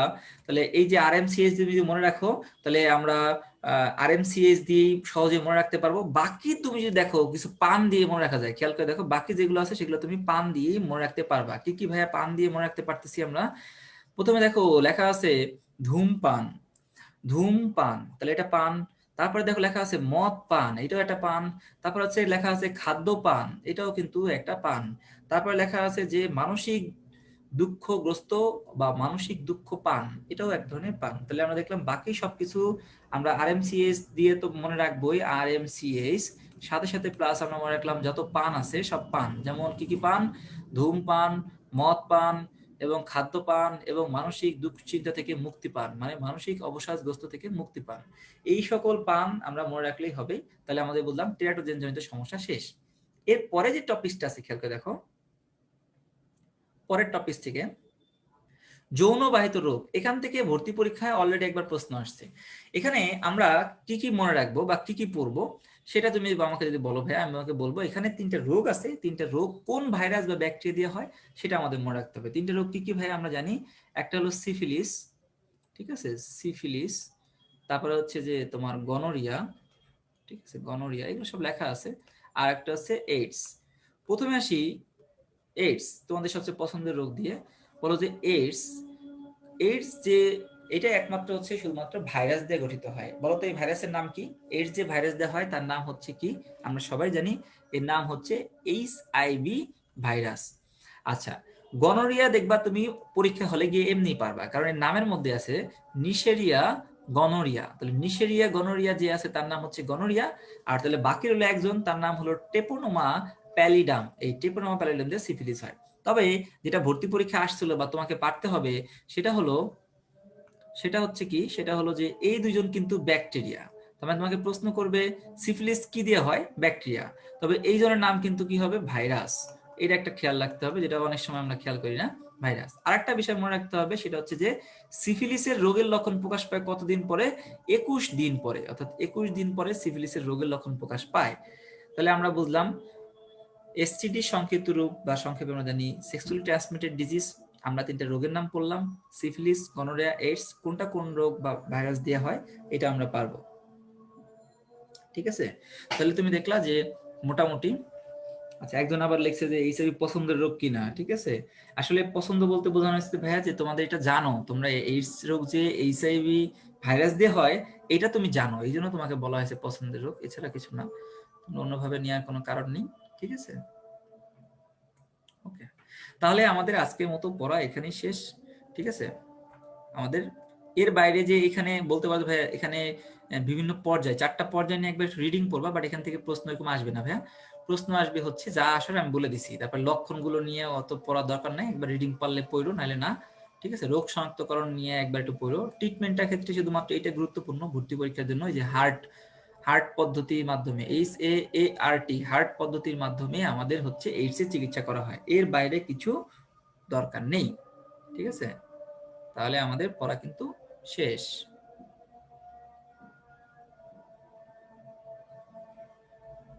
ওকে। তাহলে সবাইকে অসংখ্য অসংখ্য ধন্যবাদ। ঠিক আছে, তোমরা এত সময় কষ্ট করে ক্লাস করলা, সবাইকে থ্যাংক ইউ। আর হচ্ছে কারো যদি কোনো প্রশ্ন থাকে এই অধ্যায় নিয়ে, যেগুলো পরীক্ষার জন্য গুরুত্বপূর্ণ এমন কথা নিয়ে তোমার যদি কোনো প্রশ্ন থাকে তোমরা এখানে কমেন্ট করতে পারো। আর আরেকটা বিষয় হচ্ছে তোমাদের আমি যেটা বলবো সেটা হচ্ছে যে অধ্যায় থেকে অনেকে বলতে পারে ভাইয়া মাঝে কিন্তু অনেক কিছু আপনি পড়ার নাই, তুমি এখানে পড়ে দেখবা যে এখান থেকে ভর্তি পরীক্ষা আসার মতো কিছু নাই। আমি তোমাকে সব পড়াইলাম কিন্তু তোমার ভর্তি পরীক্ষার জন্য কিছু যেগুলো গুরুত্বপূর্ণ সেগুলো গুরুত্ব দিলাম না, তাহলে এটা নিয়ে তো কোনো দরকার নেই, তাই না? ওই যে আমি তো বললামই যে বাকি সব জিনিস তুমি হচ্ছে জানার জন্য পড়বা। আর একটা জিনিস হচ্ছে তোমরা পড়তেছো কিনা ঠিক মতো, এটা কিন্তু তোমাদের অবশ্যই খেয়াল রাখতে হবে, হ্যাঁ, যে তোমরা ঠিকঠাক মতো পড়তেছো কিনা। চান্স কিন্তু পেতে হবে, কোনোভাবে কিন্তু চান্স পাওয়াটা বাদ দিয়ে যেতে হবে না। তুমি মনে করো যে যত কষ্ট হোক এই 3 মাসে হোক, কিন্তু এর বাইরে যেন তোমার হচ্ছে চান্স আমরা পেলে দেখবা যে 3 মাস পরে এই কষ্টগুলো চলে যাবে। আর নিজের নামের আগে তুমি একটু ডাক্তার ব্যবহার করতে পারলে ভালোই লাগে। দেখো আমি যে আমার নামের আগে ডাক্তার মুন্না লিখছি, আগে কেমন শোনা যেত মুন্না, ভাল লাগতো না, অনেকে বলতো মুন্না ভাই এমবিবিএস হবি, কিন্তু আসলে হবো কিনা তো শিওর ছিল না। বাট এখন নামের আগে একটা ডাক্তার লাগাইতে পারছি, দেখে খুব ভালোই লাগতেছে। তো যাই হোক, কথা হচ্ছে সেটা না যে মানুষের সেবা করতে বলো বা দিদির বলো যে ভাইয়া নিজের অবস্থানটাকে একটু শক্ত করা দরকার, সেক্ষেত্রেও কিন্তু ডাক্তার হওয়াটা জরুরি। ঠিক আছে, তো সবার জন্য শুভকামনা রইলো। আমরা জানি তোমরা আমাদের সবচেয়ে পুরনো ব্যাচ, এবং তোমাদের পড়াশোনা করার যে একটা আগ্রহ সেটা অবশ্যই বেশি ছিল বলেই তোমরা আগে ভর্তি হয়েছো। আমার কাছে মনে হয় তোমরা মাঝখানে যে পড়াশোনা করো নাই ওইটাকে ওই যে টপিকসগুলো তুমি হচ্ছে মিস করে গেছিলে ওইগুলো তুমি একটা ডায়েরিতে লিখে রাখো। ওই ডায়েরিতে লিখে তুমি ওইটা তুমি হচ্ছে যখন সময় পাও মাঝে মাঝে পড়ে নিও। ঠিক আছে, তো সবার জন্য শুভকামনা। আর আছে মাঝখানে সম্ভবত তোমাদের একটু প্রবলেম হয়েছিল, তোমাদের কালার নিয়ে প্রবলেম হয়েছিল, একটু জুম নিয়ে প্রবলেম হয়েছিল। তো ওইটা তুমি একটু বই নিয়ে মিলে দেখলে তুমি পারবা, যেটা সহজেই এটা সলভ করা সম্ভব। আর হচ্ছে কালার ব্যাপারটাও কিন্তু পরে আমরা যতটা পারছি যে ঠিক করা হয়েছে। আসলে অ্যাকচুয়ালি ব্যাপার হয়েছে যে মোবাইলে তুমি যাই দেখো না কেন, মোবাইলে তুমি তো সুন্দরভাবে দেখতে পারবে না। তোমাকে যদি জুম যতই করি তারপরেও তোমার কাছে দেখবা যে পুরোপুরি সুন্দরভাবে দেখা যাচ্ছে না। এই জন্য আমি সবসময় বলি বইটা নিয়ে বসো, কারণ বইয়ের যে পেজগুলো আছে এগুলো তুমি বই থেকেই দেখো, এটা বেটার হয়, অপশন ভালো হয়। আমার জন্য একা না, যে কারোর জন্য, যে কোনো টিচারই তোমাকে এই করবে। যদি এখন আলাদাভাবে এখানে দেখানো হচ্ছে সেটা না দেখা গেলে এটা কিন্তু খুব খারাপ, কিন্তু তা না হলে কিন্তু তুমি করবে। তাহলে সবার জন্য শুভকামনা। এত কষ্ট করে সকালবেলা তোমরা আমার কথা শুনলা, সবার জন্য শুভকামনা রইলো। সবাই তোমরা চান্স পাও, এবং ঢাকা মেডিকেল, সরদ্দি সলিমুল্লাহ মেডিকেল কলেজ তোমাদের দিয়ে ভরে যাক। আমরা চাই না যে আমাদের মেডিকেল বা মেডিকেল বাইরে কোনো স্টুডেন্টরা চান্স পাক। অবশ্যই তোমরা চাই যে তোমরা আমাদের প্রথম দিকের ব্যাচ, তোমাদের এখান থেকে সবাই এইচ অ্যান্ড এভরিবডি চান্স পাক। সবার জন্য শুভকামনা রইলো। সবাই ভালো থেকো, সুস্থ থেকো। আল্লাহ হাফেজ।